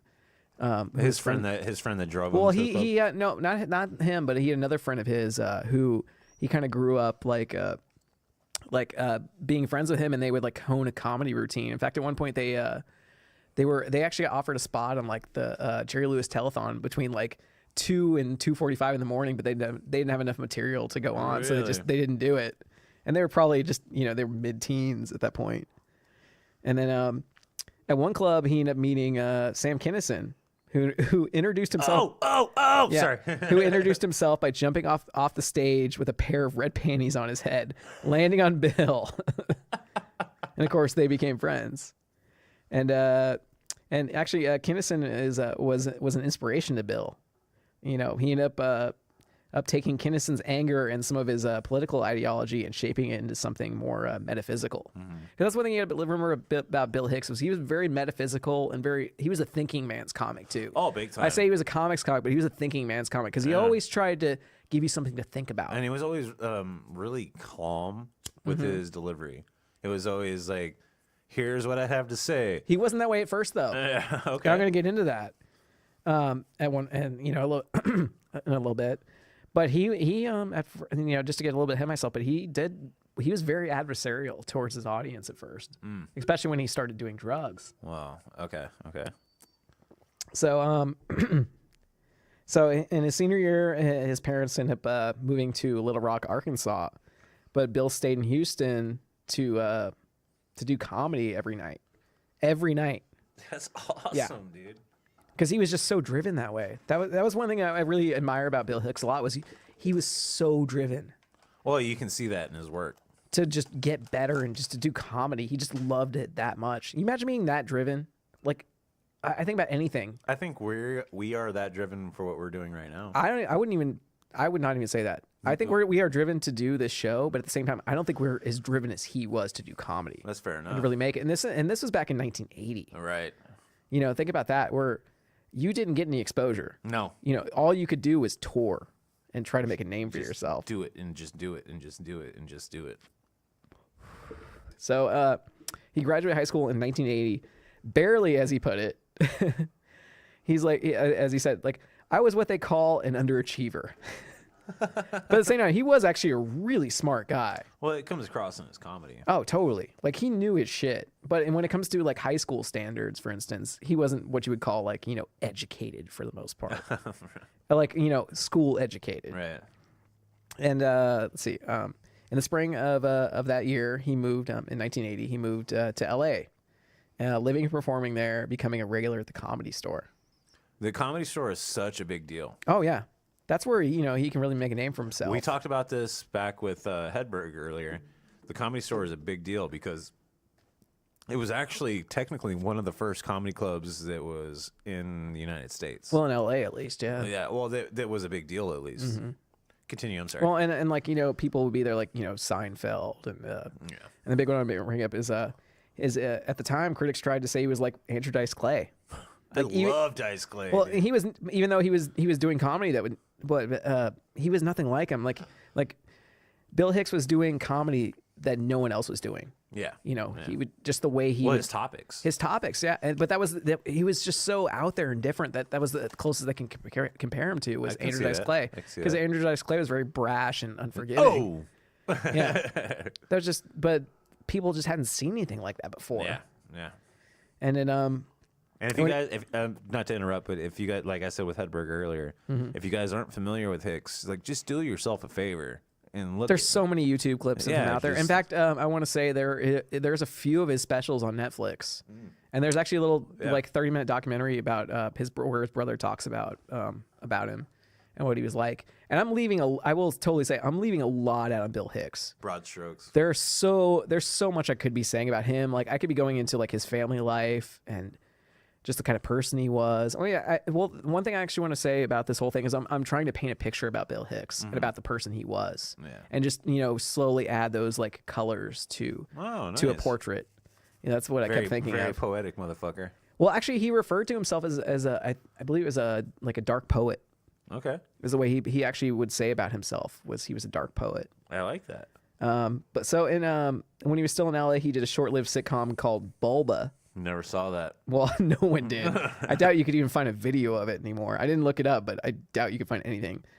And that was probably one of his only forays into acting, besides I think his Ninja Bachelor Party, because he just wasn't much of an actor. And I'll get into that a little bit too.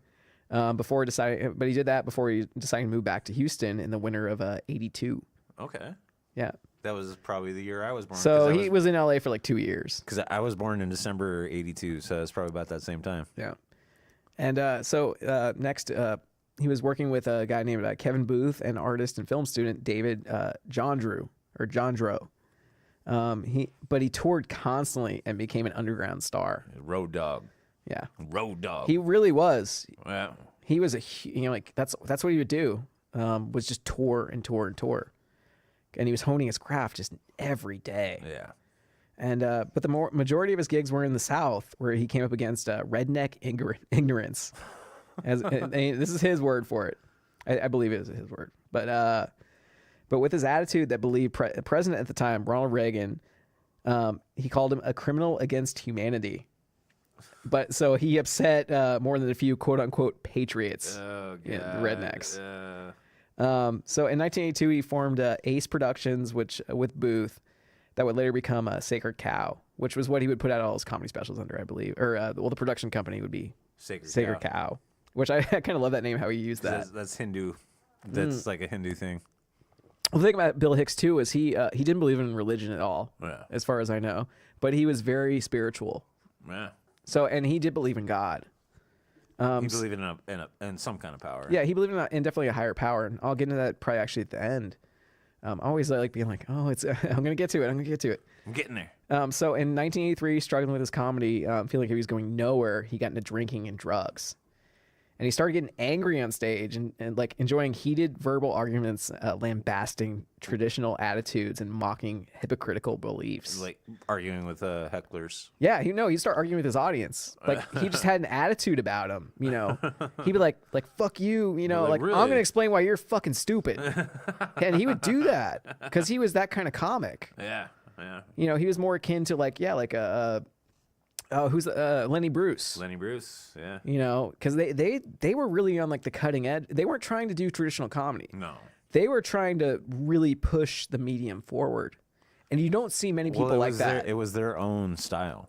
Yeah. Like there's nobody out there that could even hold a candle to Hicks's style. These guys were on the, I want to say the forefront or the cutting edge of comedy.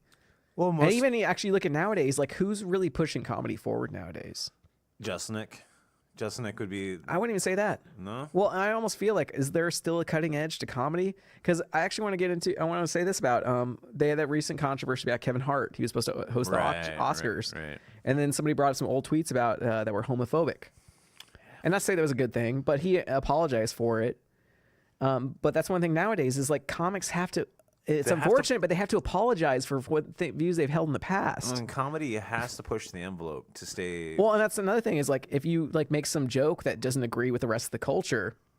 You look at Sean Gunn, who got fired off of Guardians of the Galaxy from some old tweets that he apologized for. I'm like, and I'm about like, you know what? If you said that 5 years ago, but nowadays you're like, hey, like, no, like those feel, you don't say something 5 years ago that necessarily you agree with nowadays.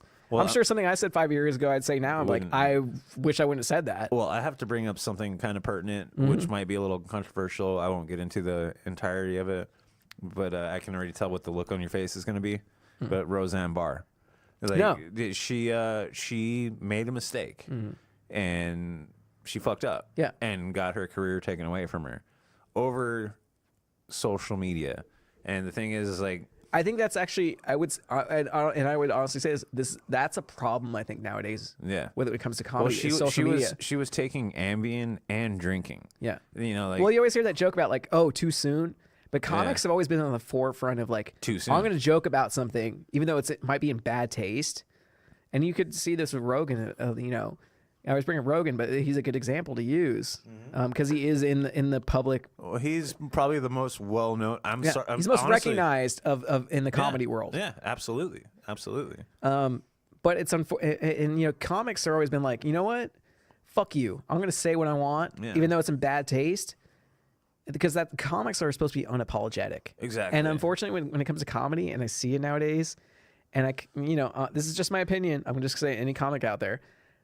But it sucks because it feels like they have to self-censor now. or apologize. They'll have to like make a They've joke. apologized for something they did 5 years ago. Yeah, exactly, and that's not okay. Like comedy is comedy. It's supposed to be taken jovially. Oh, Yeah. that's the biggest word I've used in a long time on this podcast. But it's supposed to. You're supposed to just take what they're saying to be funny. You're supposed to just. They're not out there to make. Well, I remember like after 9/11 happened, Yeah. they was like, when can we laugh again? Exactly. And it was honestly the comics who were able to kind of bring us back to a sense of normalcy. Well, and like the big thing with like Roseanne Barr, like she actually went out of her way to be like, hey, I realized that I was fucking drinking really heavy and I did something stupid. She was taking Ambien too. Yeah. She like went out of her way to be like, I was drinking really heavy. I should not have said. I'm not going to get into what she said, but I realized what I said was not appropriate. Well, that is actually one thing now with comedy is if you make a mistake, you get vilified for it instantly. Yeah. And even if you apologize later, like, oh, well, I said some shit I really shouldn't have, it's like it's not forgiven now. It's like you're guilty until proven Innocent. guilty. Yeah. Well, and it was at the point to where they turned a 30-year-old TV show called Roseanne into. Oh, I'm Connors. sure Bill Hicks was still alive. There'd be stuff people would say, like they would take some out of context joke he had done 20, 30 years ago and use it against him. Yeah, exactly. And that's not cool. But at the same time, he'd be like, I'm not that person anymore. I was on drugs then, and I don't talk like that anymore. Are you the same I person? learned. Are you the same person you were a year ago? No. Not even close. I'm not even right? close. No. Not even close. Like I am a completely. And 6 months ago, I'm a different person. Yeah, and I do believe you know what, if someone changes as a person and I can see that they're changed, I will be more adept to be like, hey, that guy he said something in his past. Who hasn't said something stupid in his past? Right. Yeah, it does depend on the person, but yeah. Continue with your story. But anyway, well, we went off a little tangent, but I felt that was a tangent we need to do. That was a good one. Because this is honestly this whole episode is about comedy. Yeah. And just our opinion on the whole thing. And we'll preface again by saying we're not comedians. No, we're commenting on comedy. So anyway, I don't know if I talked about this yet. In 1983, struggling with his comedy, feeling like he was going nowhere, he got into drinking and drugs. Yeah, okay. That's where you left off. That's where you left off. Okay, so. I just wanted to find out. No, you're good. You're good. I've been drinking a little bit. You're good, man. You're good. I had my first cup of coffee today in like 6 months. So I found a Keurig for $7. I'm like, I'm buying this. Some caffeine jitters. And actually, the next thing, well, caffeine, coffee's a drug, but drugs, drugs help Bill explore expanded awareness and use his intellect and imagination to travel. And he was a very, like you said this already, but he was super smart. Oh yeah. Yeah. And he lived off of like experience. Yeah. Well, actually think of like Henry Rollins. Henry Rollins doesn't have a degree in anything, but he's so well traveled in the world. Like he knows like things about the world we would never know. And actually he says he travels to learn about places. Right. That, he like, yeah, there could be a news story he'd bring up and that talks about a certain part of the world, but he goes actually to those places and meets the people and finds out the real story about things. Exactly. And, that actually could be something that comics do in a way. It's like, hey, you want to talk about people in the South? And oh, they're a bunch of rednecks, but then you talk to Bill Hicks, be like, I've toured through the South many, many times. I know who these people are and I know what they act like. Yeah. And I'll be like, you know what? These people are, they are kind of hicks, but you know what? They're good people too. Exactly. And not to say that being a hick is a bad thing. Like that word, like you guys can't see me, but hick, that's a broad sweeping term. You're like, I don't even know where that comes from.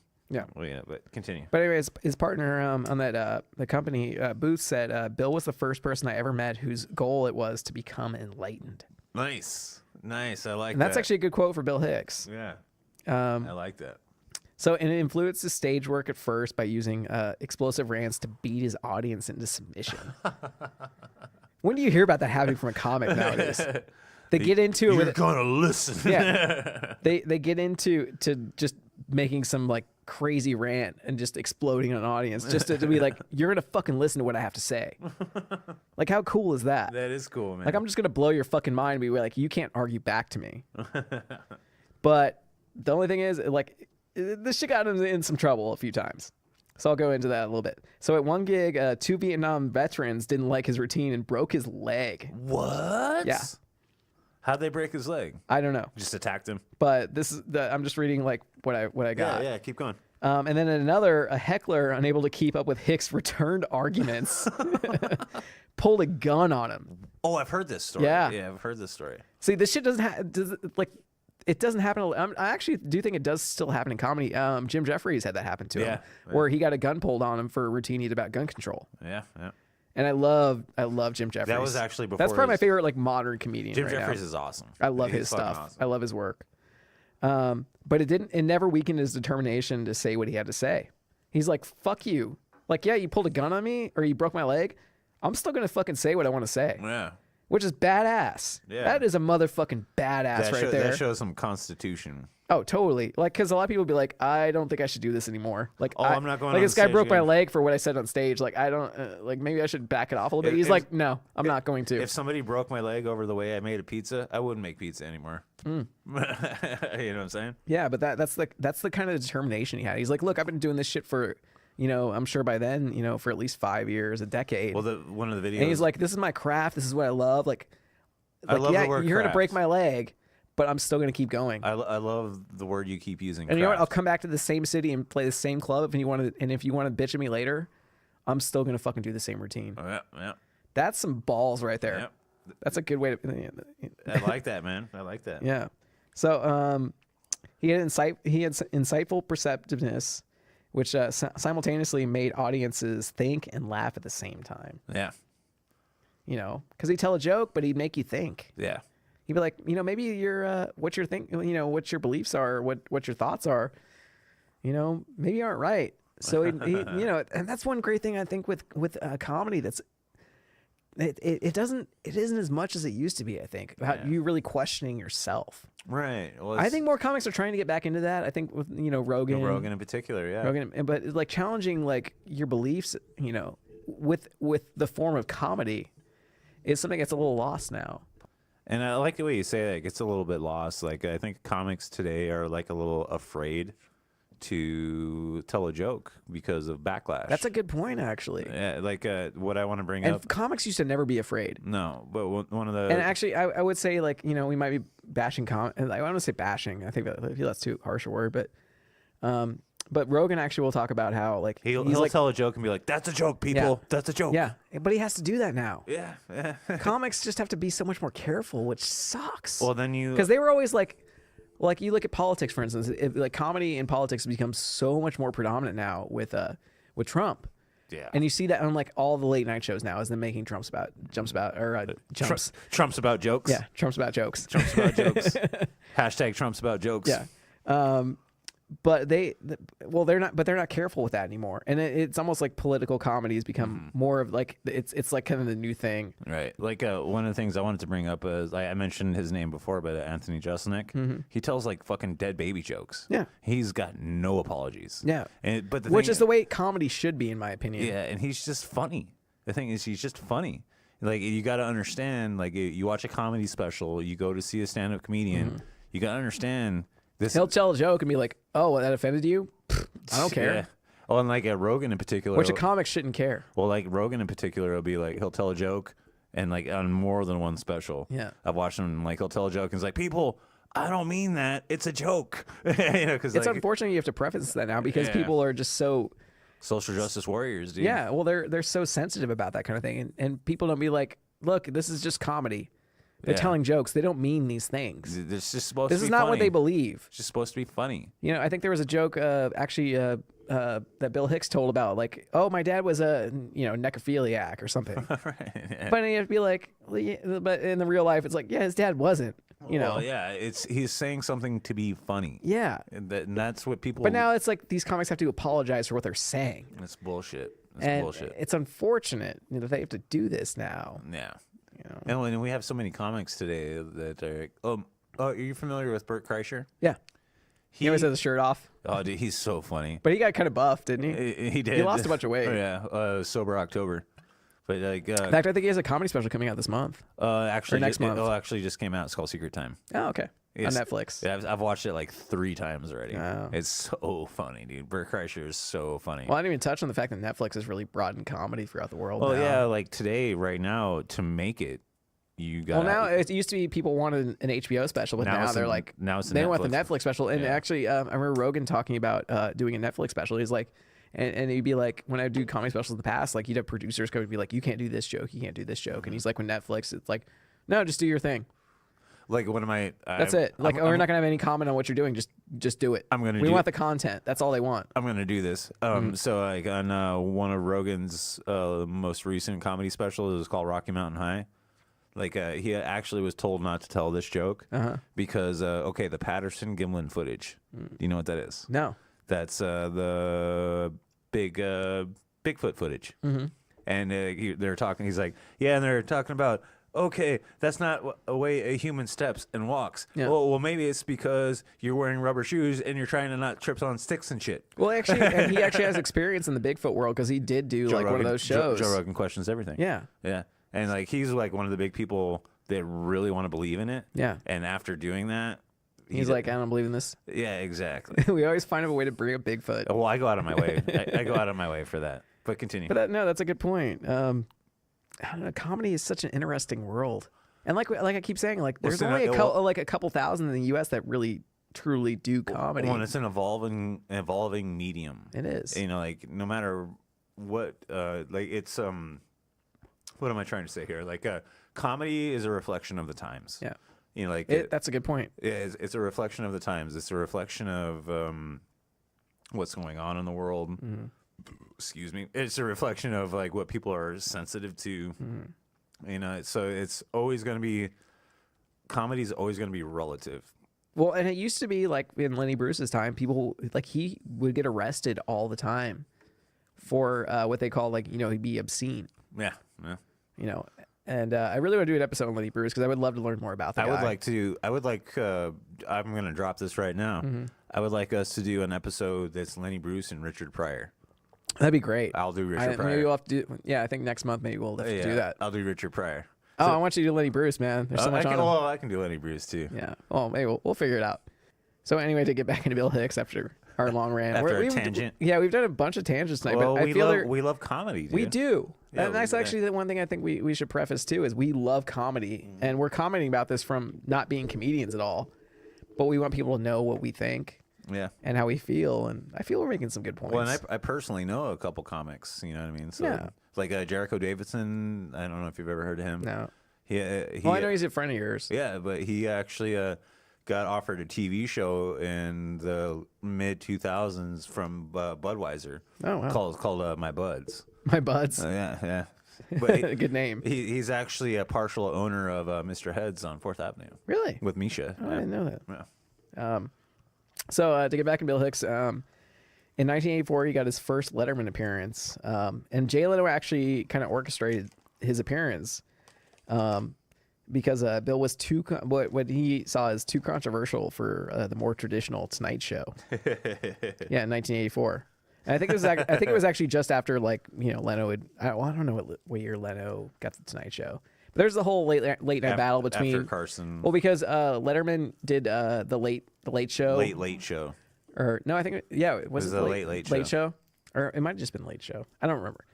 I think it was, but I do believe it was actually Late Show. But he was supposed to get. He always thought he would get the Tonight Show after that, and he got skipped over. He got skipped over by Jay Leno. You're 100% right. So Letterman was pretty pissed. Actually, there's a movie about it. You're right. But Letterman and Leno always kind of had a little bit of a feud. They butted heads. Yeah, because Letterman's just straight out funnier than. So that's why it's kind of funny that Leno is the one who got Bill Hicks onto the Tonight Show, or not the Tonight Show, the Late Show. The Late Show. And I think actually later in life, Bill Hicks ended up talking shit about Jay Leno. I don't know the exact quote, but I believe he did. So anyway, he did a 5-minute spot and sat down in the guest chair and lit a cigarette. You know what they call that? That's called a tight five. That's what it's called. Well, he sat down in the guest chair and lit a cigarette, and this wasn't allowed on the show, but the attitude won him admiration and another 11 broadcast shows. Nice.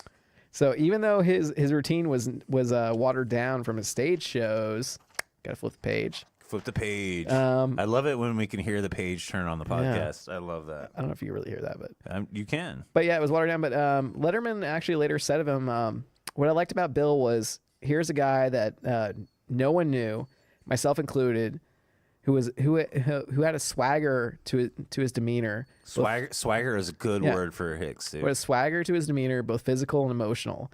And I just liked that. For no good reason, no justifiable reason. Like, Bill Hicks is like, I'm cocky. No one knows. I'm sorry. No one knows me. Too bad. And Letterman said, like, you could almost see him turning his shoulder to the audience. What? Because just Bill Hicks just didn't care. It's like, you like me or you don't like me? Fuck you. Fuck off. Fuck you. You know? I know I'm funny. Yeah. Sorry. I had to do a little smoke in that. I'll do one too. Yeah. Okay. Little tribute to Bill Hicks. That's right. I'll My smoking. I'll smoke the cigarettes. I'll get the cancer. What's the great joke Bill Hicks did about smoking? Oh yes. Yeah. I hate it when I walk by somebody and I'm smoking a cigarette and they go, like, you don't even smoke. You got a problem. Yeah, I think another one was like he lit up a he lit up a cigarette, and all of a sudden somebody around he'd be like, and he's like, I think you should get that checked out. Yeah. We're totally paraphrasing the whole thing. Oh yeah. But we're not historians. Yeah. We're just trying to bring to you somebody that we really enjoy. We're not reading jokes verbatim because we're not comedians. Exactly. Somebody's gonna comment on this and be like, "You guys suck. Like, you're not comics." Like, yeah, we said that about 10 times during the show. I think we've looked into it more than a lot of people have. Yeah. So. But we just enjoy talking about this because it's a really interesting topic. Like I said earlier, we're comedy fans. Yeah. So by January 1986, he was broke, having spent all his money on a variety of drugs. Yeah. And when I say it was I've spent a lot of money on a variety of drugs in my past. Yeah, a lot of us have. So yeah, this was 2 years after he did his first spot on Letterman. So he was still a touring comedian at that point. What year was his first spot on Letterman? 84. 84. Okay. Yeah, but I'll back that up a second, even though I think I just said it. Well, I just wanted to hear it again because I wasn't sure. Yeah, because I actually do have notes about it. Yeah, in 1984 was his first Letterman spot. And then by 86 he was broke. But then in 1987, Rodney Dangerfield was given a tape of his. No respect, I tell you, no respect. Yeah, and he was Rodney Dangerfield was so impressed by him, he invited him to appear on his Young Comedian special. I believe it was on HBO at the time. Rodney Dangerfield was another huge one-liner. Oh, dude. Huge one-liner. Yeah. One-liner like for days, man. Yeah, definitely. He's one of the all-time greats too. You know. And he had actually when you talked about delivery, you talked about delivery. And like when you deliver a Rodney Dangerfield joke, you actually try to do it in his voice. Right. And he is one of the few. Yeah. No respect, I tell you. So Bill moved to New York in 1987 and began touring all over the country. And for the next 5 years, he did about 300 gigs a year. That's fucking amazing. 300. That's almost one a day. Yeah. That's almost one a day. Think about it. He got maybe like 65 days off, maybe 70, 80 days at most a year off. Maybe. Like, maybe he got like a Saturday off every week. Shit. That was it. But that's the kind of guy he was. Road dog. Look up that term. Look up that term. Road dog. And by this time, he was at ease with his audience, enthralling them as he opened their minds. Yes. That's a great way to put it. Yes. Like, I didn't write this. This was from his bio. I just want to point that out. But it is just kind of a great line. And but yet he was still playing small venues, doing this for so long. He wasn't above the small clubs. Well, he did what he called his so-called flying saucer tours. and he kind of pointed it like this is kind of like ... But he says, I too will be appearing in small southern towns to kind of focus. Oh my god! Yeah, to kind of focus on the flying saucer. Oh man, that made me laugh. Yeah, that legit made me laugh. Oh, see, I got one in there that you liked. That legit made me laugh. But he was true to his beliefs and wasn't interested in furthering his career by having his own talk show, sitcom, or movie. He didn't care for television. And for him, television was Lucifer's dream box. Oh shit! Yeah, and he what was it? Because he on record already. What you said was a reader. Yeah. Well, no, he didn't really care for like television. That's what I was getting at. And and the only thing he said is he could see The Simpsons as the only show with anything to offer him. And keep in mind, this is like a first probably 5 years of The Simpsons. Back when it was still like really. Could you imagine Hicks on The Simpsons? Dude? Oh my god, dude. That'd be really cool. But that's why he didn't care for television or doing a movie. Like, he wasn't trained to be an actor. He was a comic. And actually, it's interesting to see, like, when you look at comics who started out as comics and then became actors. Yeah. Those guys always actually like want to go back and do stand up again. Exactly. You actually, like I think Godfrey. I think actually this week Ray Romano's putting out a comedy special. I already watched it. It's good. It's good. Yeah. Yeah, it's fucking good. And I've never been much of a Ray Romano fan. And he actually, like Jerry Seinfeld, he made millions upon millions of dollars doing Seinfeld, but he still went back to stand up. Robin Williams, he became a super successful actor, went back to stand up. Even Eddie Murphy is considered going back and doing stand up again. Everyone's like, fucking do it, man. Did you see that they're doing the sequel to what was the movie he did with Arsenio Hall? Not coming to America. Yeah, it was coming. Yeah. They got the sequel. I love that movie. Yeah, me too. The royal penis is clean. Actually, Eddie Murphy, he actually got to a point where he's like, I'm not going to do shitty movies anymore because he got to a point where he's like, I did too many shitty movies. I'm like, I need to stop. That movie he did with. But everyone would love to see another like Eddie Murphy stand-up special again. But it's interesting how you see a lot of comics who get into acting and do that, but then they always want to go back and do stand-up again because it's a drug. It's like you said, it's their craft. It's a craft, and and I think even Rogan describes it as. You know, of course, we keep bringing up Rogan. But he's a good. Here's the thing: we keep bringing up Rogan because he's particular to like what's really in the comedy scene right now. Well, he's the easiest one to relate to or reference. Yeah. But he always says like, he's probably like laughter is the biggest drug you can possibly like, imbibe. Yeah. Like hearing someone laugh at something you say is just the biggest high ever. Exactly. So by 1988, realizing he was surrounded by people offering him drugs all the time, he quit. Yeah. Well, it was taking a toll on him. Yeah, and he was probably I think he was in his late 20s by then. But but the thing about him is another thing before I get into the drug part was he took up smoking with a passion though. He joked, "I'm a heavy smoker. I go through 2 lighters a day." That's fun. I love that joke. As I light a cigarette. You got me again, man. Well, for me, I go through like 1 lighter every 2 months. Which whenever I have to buy a lighter, I'm like, holy shit, I gotta buy a lighter. Well, and like you guys know from listening to the show, I mostly vape, but I've been smoking again lately because I got issues I want to get into. But I go through a lighter about. But I will say I would love to quit, but I'm just not there. Yeah. It's all about when you're ready. I can quit anytime I want, Nick. Yeah. I can quit anytime I want. What was there? What was the Hedberg joke again? Like I used to do drugs. I used to do drugs. I still do, but I used to too. Yeah, pretty much when it comes to smoking. So to get back into his drug use, he didn't rail against drug addiction though, like most stars do. He'd be like, "Oh, that was so bad for me. I hated that time. I was such a bad person." He had jokes on it, but he actually he used his awareness to enlighten and argued for legalization. Oh, yeah, right, yeah. He actually used his time doing drugs as like a good thing. He's like, yeah, this shit was bad for me, but at the same time, I did have some really good experiences while doing drugs. You bring up like I said, I watched one of his specials recently, and he was talking about smoking a joint and like how it was like, oh my God, this is amazing, but I go drink a beer and like, oh, I want to go fight somebody. Yeah, that's paraphrasing. Well, again. I think he gave up alcohol at the same time too. Yeah. Well, Hicks did. Yeah. Continue. So there's a great joke he had, and I'm gonna probably butcher this joke completely, but I'm just gonna read it verbatim. Again, we're not comics. But I'm gonna set this up by saying this was like a joke he had. And he was describing a newscaster talking about like a real story about someone who did drugs. He was like, well, when you see the news, people who talk about like someone using drugs, they always have a bad connotation of them. Like they did this and it was really bad. But the joke he had wasn't it him that said all the music that you listened to that you really enjoyed and loved, they were real fucking high on drugs? I think he did actually. That was him. I think that was him. You didn't even realize that until now. Yeah. So it's from a Tool song, but well, actually, I didn't write this down, but he actually at one point, I think in '93, he opened for Tool. Yes.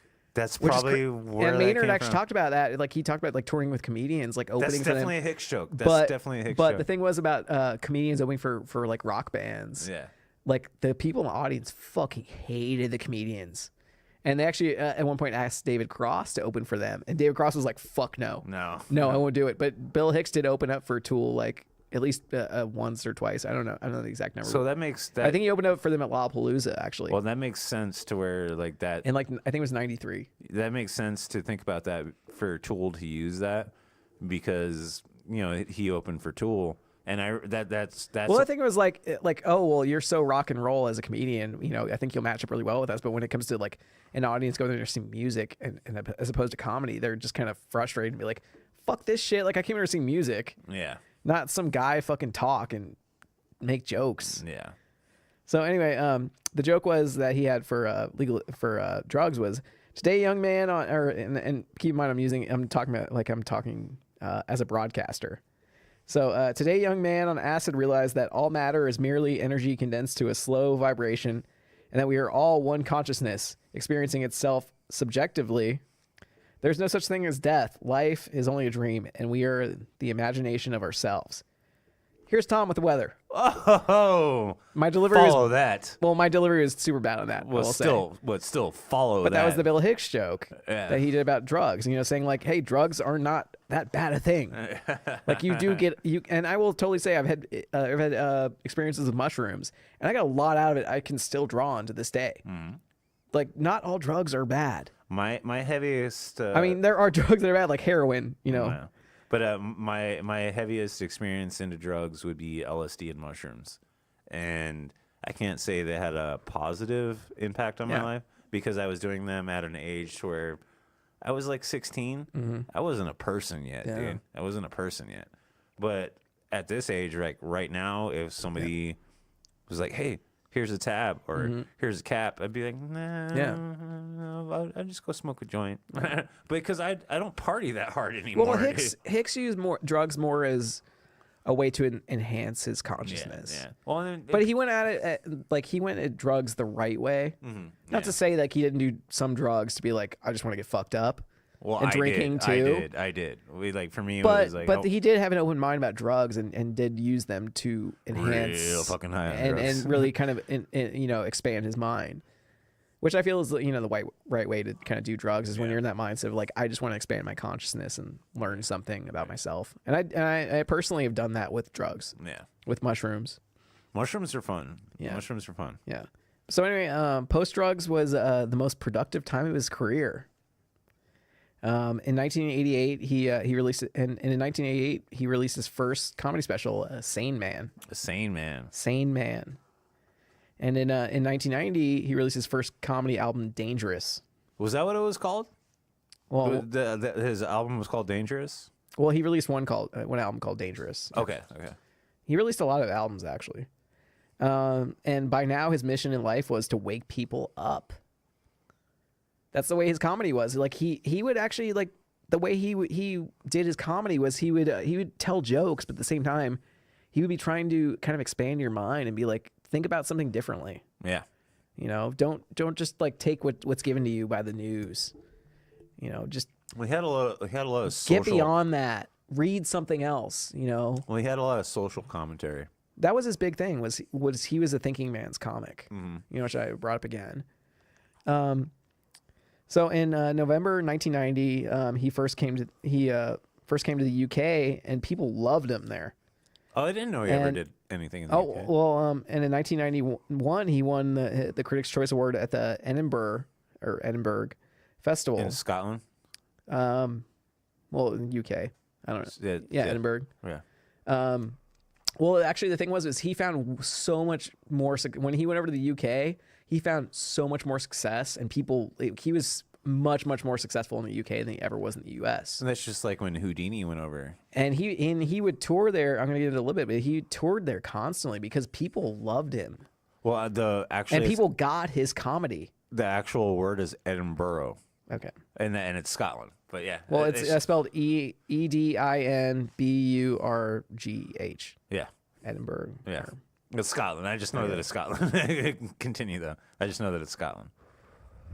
So he toured Britain and Ireland extensively in this time. And actually, so to get back to what we were talking about with the U.S., he said, people in the UK and outside the U.S. share my bemusement with the United States that America doesn't share with itself. Wow. They have a sense of irony which America doesn't have. seeing as it's being run by fundamentalists who take things literally. Dude, that was the way he described it. Smart guy, dude. Well, that was why he was so popular in the UK. It was like they got his comedy. Yeah. And people in the U.S. just didn't get it because Bill Hicks, he would comment on Americans, and he would be like, he'd make fun of them, but he would still do it as like kind of a joke and be like, I'm gonna make fun of these people, but at the same time, it's like, you know, that's what they're like. And in the UK, they just kind of, and the rest of the world outside the U.S., they just got it. Like that's what that's what Americans are like. Oh, it's a different type of, like, if you think about comedy from like the UK, Ireland, Scotland, it's different.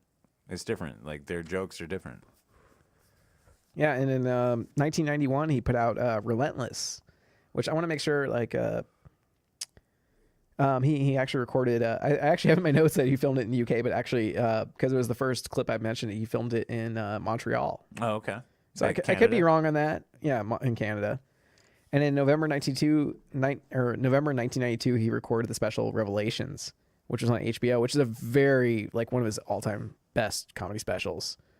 And on the same tour, he recorded a double CD entitled Salvation. So think about that. He recorded a full special, like, you know, like film special, and that's on that same tour he did another comedy special.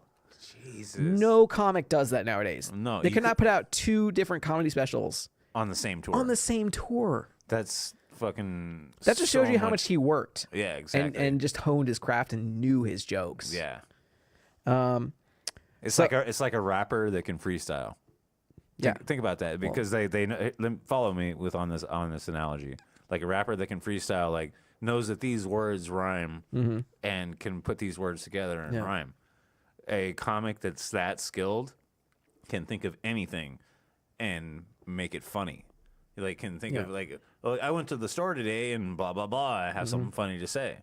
That's just like the analogy that I wanted to throw. But yeah, it's just amazing to me that he put out a comedy special and a double CD, you know, in the same tour. Yeah, that's unheard of. No, it really is. Like, even Carlin, you know, he put out like one special a year, and that was like, wow. How were you able to put out one special a year? Yeah, unheard of. Yeah. So in 1992, he moved back to LA, and just because I want you to, like, know that. So I moved to LA. Like, I forgot where he moved. I already forgot where he lived before that. Probably. Maybe, I don't want to go back in my notes. I think I might have to go back in my notes. So that's what notes are for. Yeah. Let me go back a little bit more. Reading Rainbow. Well, no, that's how you guys. The first I was in 1987. He moved to New York. Oh, okay. So he lived in New York for a while. Turn the pages. So yeah, he lived in New York. I said 87. 87, yeah. So yeah, he lived in New York for 6 years. Okay. But yeah, he moved back to LA in 92. And in April of 1993, while he was touring Australia, he was eating badly and began to feel sharp pains down his left side. And that's rough. This is where I get into, like, you know, the last little bit of his life, unfortunately. Yeah, and that's I kind of hate that the two comics that we love the most are gone. Yeah. You know, and but they gave us a lot, though. But I honestly feel like tonight's episode is an homage to these two men that we loved. Totally. So it wasn't until mid-June of that same year, I said 92? 92, yeah. Or 93. Sorry, April 93. So 93. I don't mean to derail, but how old would he have been at that point? Because didn't we say he passed away at 37? No, 32. 32. So he would have been man. So 32. He would have been 29. Fucking I think he did so much in that. 29? He did so much in those 29 years, dude. Just to where you're at in your story. I just want to make sure I got the dates right. 93. Yeah. He was 31. 31. Still, 31. Still, dude. Yeah. To do as much as he did, being a road dog for that many, you know, like. So yeah, when he was 31, until mid-June, he let's see. It wasn't until mid-June when he learned that he had pancreatic cancer. That's fucking scary. But only after a few days in the hospital, he left to do a gig. Oh, that's gangster shit, dude. Yeah, right? That's fucking gangster shit. Yeah. That's gangster That's shit. Bill Hicks for you, man. It's like, I'm sick, but I'm still going to go make people laugh. Right? I'm still going to make people laugh. So he worked hard and fast. Hard and fast. He worked fast after he found out that he had cancer. And he put out, let's see, sorry, I got to read my notes a little bit closely. He put out the album Arizona Bay. Arizona Bay. Arizona Bay, which he called his comedic Dark Side of the Moon. Nice. Yeah, right. Nice. So weekly chemotherapy, which with him still touring the country, brought some hope. And at one time, the doctor said his tumors decreased in size. Well, that's, the thing is to like be a comedian, stand-up comedian, that's your life. To work as hard as he had in the short amount of time that he did. Mm-hmm. That's so Well, awesome. finding out he had cancer, he just was like, I might live, but I might die. So I'm like, I'm gonna just keep putting shit out. I'm gonna hit this hard, which I love. Yeah. Which you don't see that. You just don't see that drive from really anybody in any field anymore. Much respect. So much respect. Respect. And but he never got angry about his career or about his cancer though. And his doctor actually said he was a very gentle person. Which is surprising. Yeah, he just never got upset about it. He just was like, "This is what's happening to me," even though he knew it was kind of he knew with pancreatic cancer, man, it was kind of a death sentence. I think at that point. Well, even today in 2019, it's still. And this was in 1993. Yeah. So on October 1993, Hicks did his 12th and final Letterman show, and this is one I've been kind of leading up to for a while. So from which his routine was axed, as it was felt the material might not go down well with the show's sponsors. Really? Yeah, and because it attacked pro-lifers, and what he said was, "If you're so pro-life, do me a favor, don't lock arms and block medical clinics. If you're so pro-life, lock arms and block cemeteries." Say it again. Say it again. If you're so pro-life, do me a favor, don't lock arms and block medical clinics. If you're so pro-life, lock arms and block cemeteries. Wow. Yeah. Wow. This is the kind of stuff he would say. Wow. Because he always tried to make a point with his comedy. Wow. He wasn't some guy out there just trying to do jokes. He was trying to make a point and make you think. Wow. Which, unfortunately, you don't see a lot of comics out there that do this anymore. No. I always love a thinking comic. Like one of my all-time favorite pieces of comedy was actually from Jim Jeffries, where he went on about gun control. Yes. And this is a very famous comedy routine. You can look it on YouTube. It's on Netflix. Every time a massacre is done, like a gun massacre, mass shooting is done, you always see like Jim Jeffries comedy brought up about gun control. And that's one thing is like he was very unapologetic, and in fact at one point he got a gun pulled on him for that very same routine. Yeah. And you just don't see a lot of comics that were that fearless anymore, unfortunately, who will do that joke. It's nearly this point where we're like kind of complaining about how comics are now. Like they're soft. Well, it's because and I'm sure like we're looking at a very small portion of comics. Well, I feel like we grew up in the golden age of comedy. We kind of did. We kind of really did. There was the 70s and 80s where it's had like Sam Kinison, George.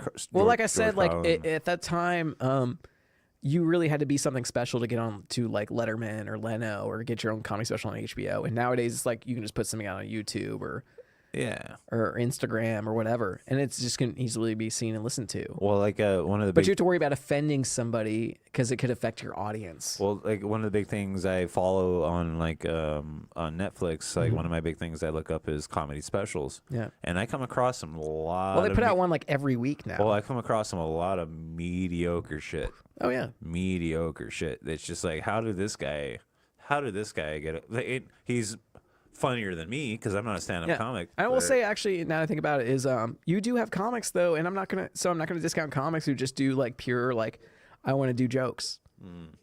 Because I feel like it would be insulting those guys, like Jim Gaffigan. Right. He's not one of those. He's not a comedian that is trying to push the envelope. He's just trying to make people laugh and happy. He's funny as hell, though. Yeah. He's so funny. And like we're looking more at. I mean, when we're talking about this kind of stuff, we're more talking about the people who are trying to or who are edgy comics who push the envelope. Yeah. Because that's what we miss. Yes, that's where we grew up. That's what we're really talking about is those guys who push the envelope type comics. Yeah. But there are definitely definitely like the Mitch Hedbergs who just want to make people laugh, the Jim Gaffigan's who just want to make people laugh. Yeah, exactly. And we have nothing bad to say about those guys. No, because they do make us laugh. Well, I don't have. And sometimes you don't need that social commentary, that political commentary. You just want a comedian to like.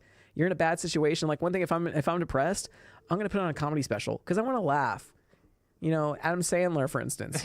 You put some Sandler on, some Sandman on. Yeah, it's gonna make you laugh and feel better. Well, like, but what we're mainly talking about is like when it comes to Hicks, not necessarily Hedberg, but is like those envelope type guys. Yeah, it was like I'm gonna say something that's gonna fuck you up, and it's gonna be funny, and be adversarial and make you think about what your values are. Like I brought this person up more than once tonight, but Chris D'Elia. Yeah, he's if you guys haven't listened to him, dude, god damn it, he's funny.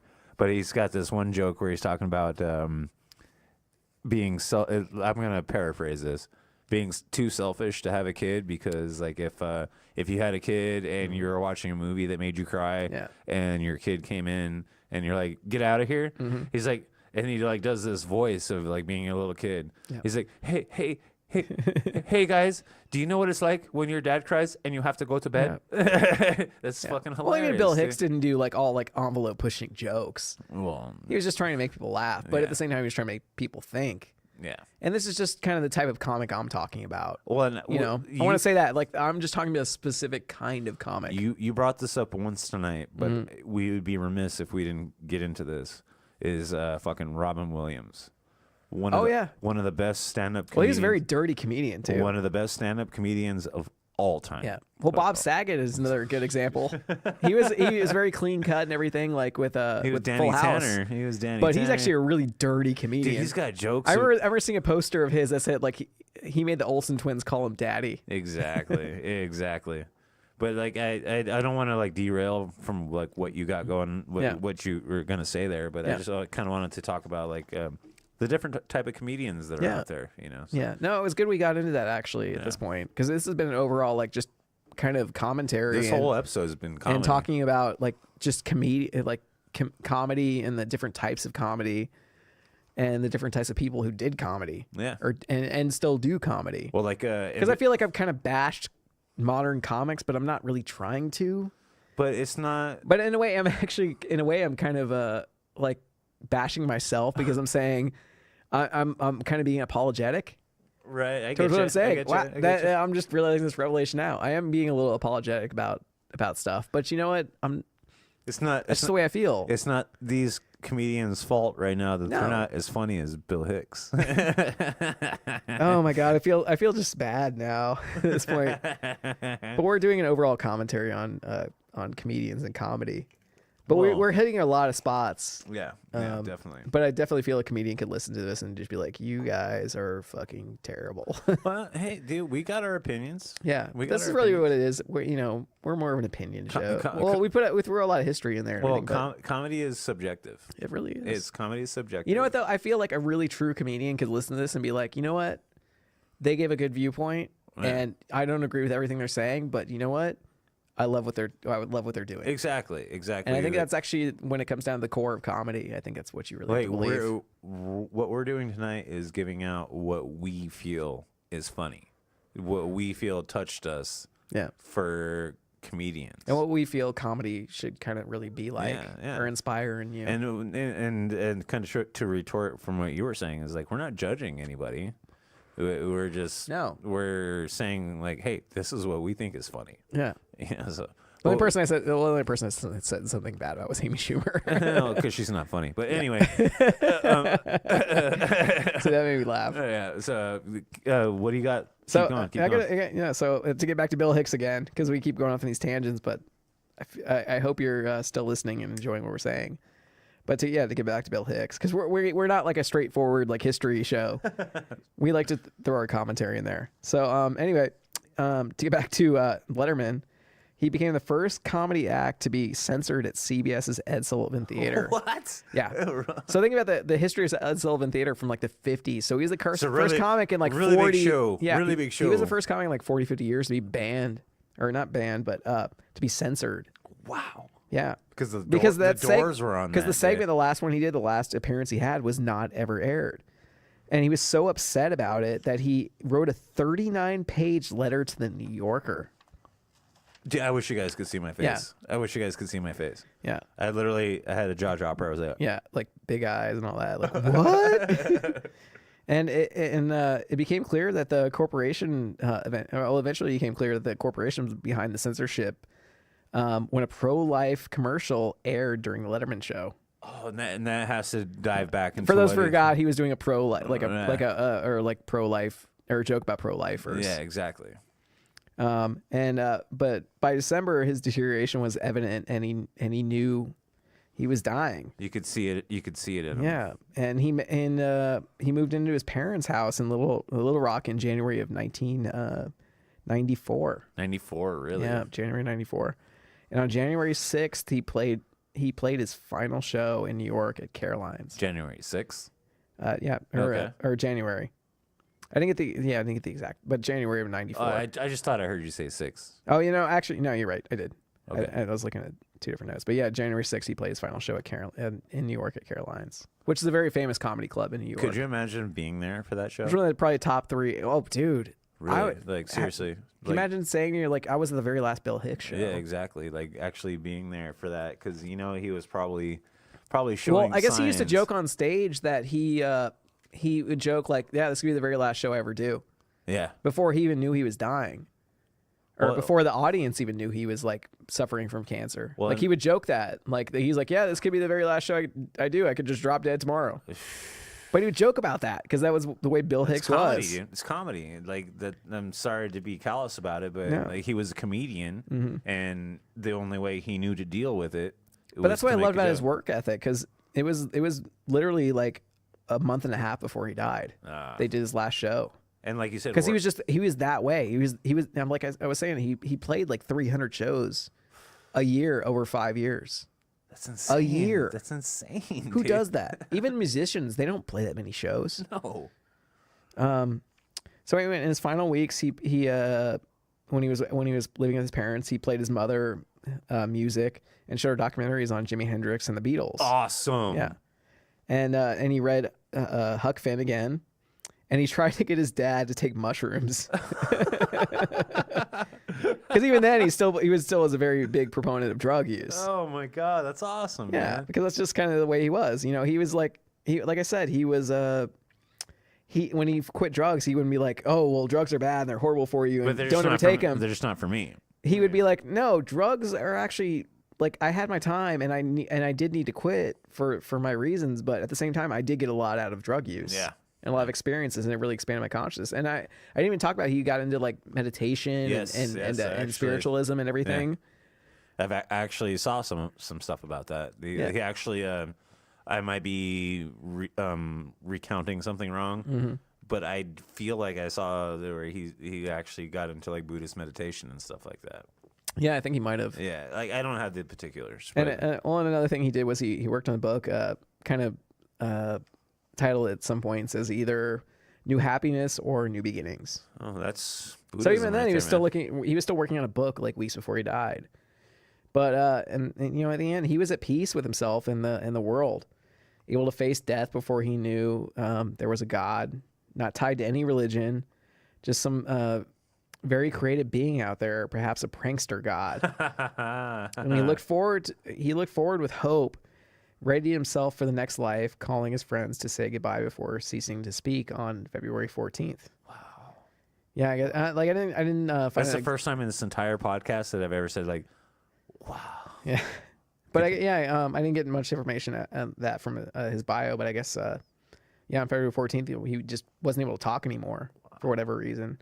man. And at 11:20 p.m. on Saturday, the 26th of February, he died in Little Rock, Arkansas, at the age of 32. Really?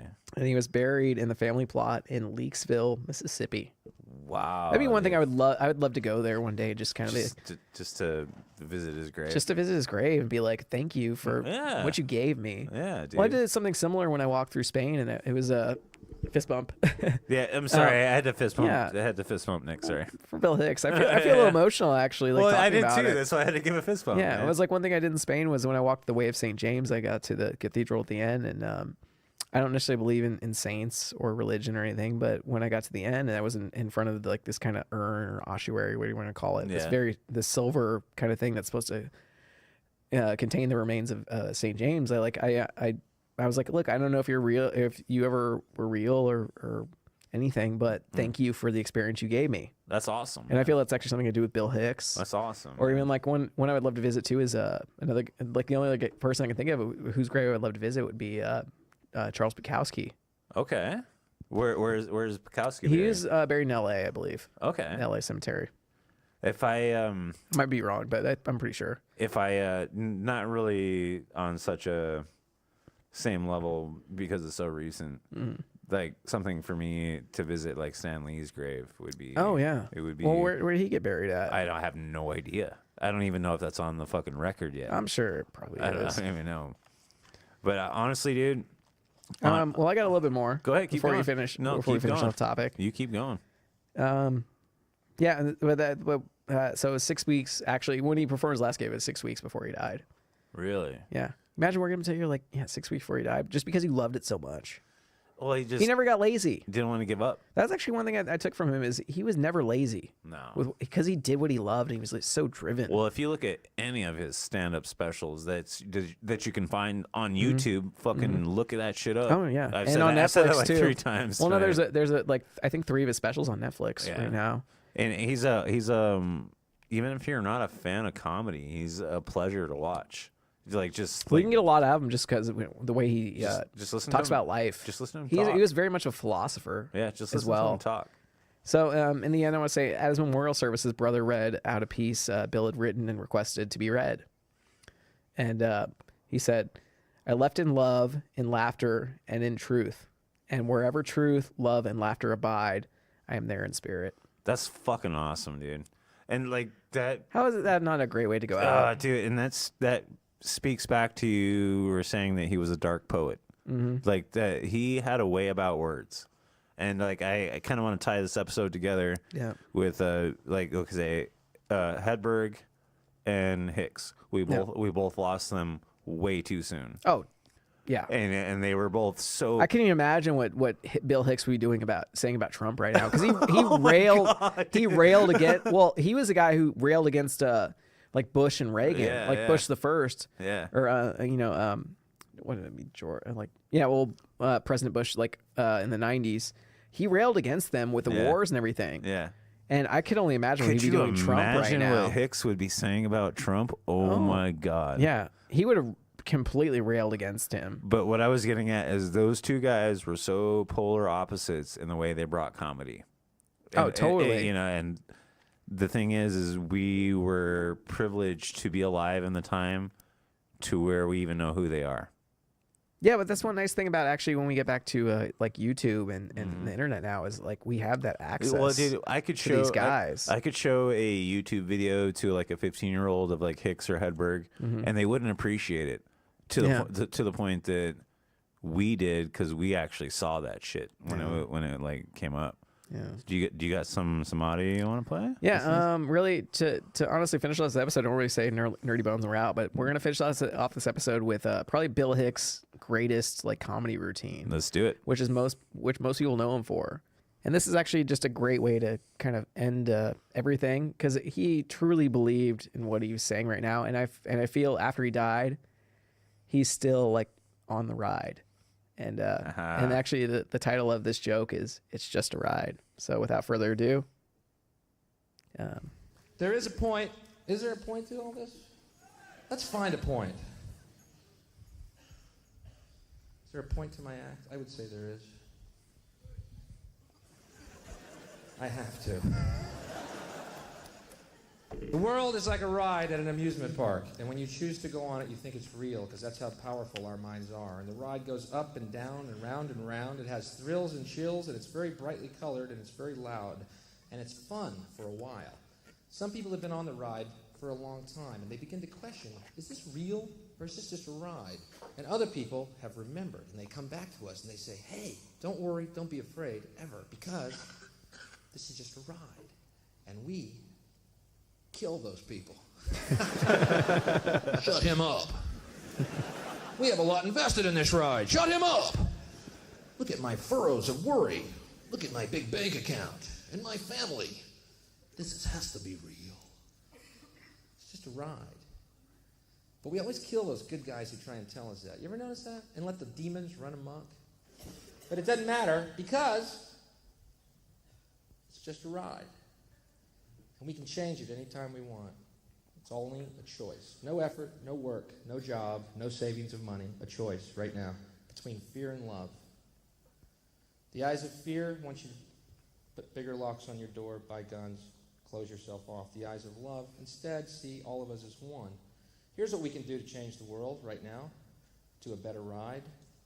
Take all that money we spend on weapons and defense each year and instead spend it feeding, clothing, and educating the poor of the world, which it would many times over, not one human being excluded, and we can explore space together, both inner and outer, forever in peace.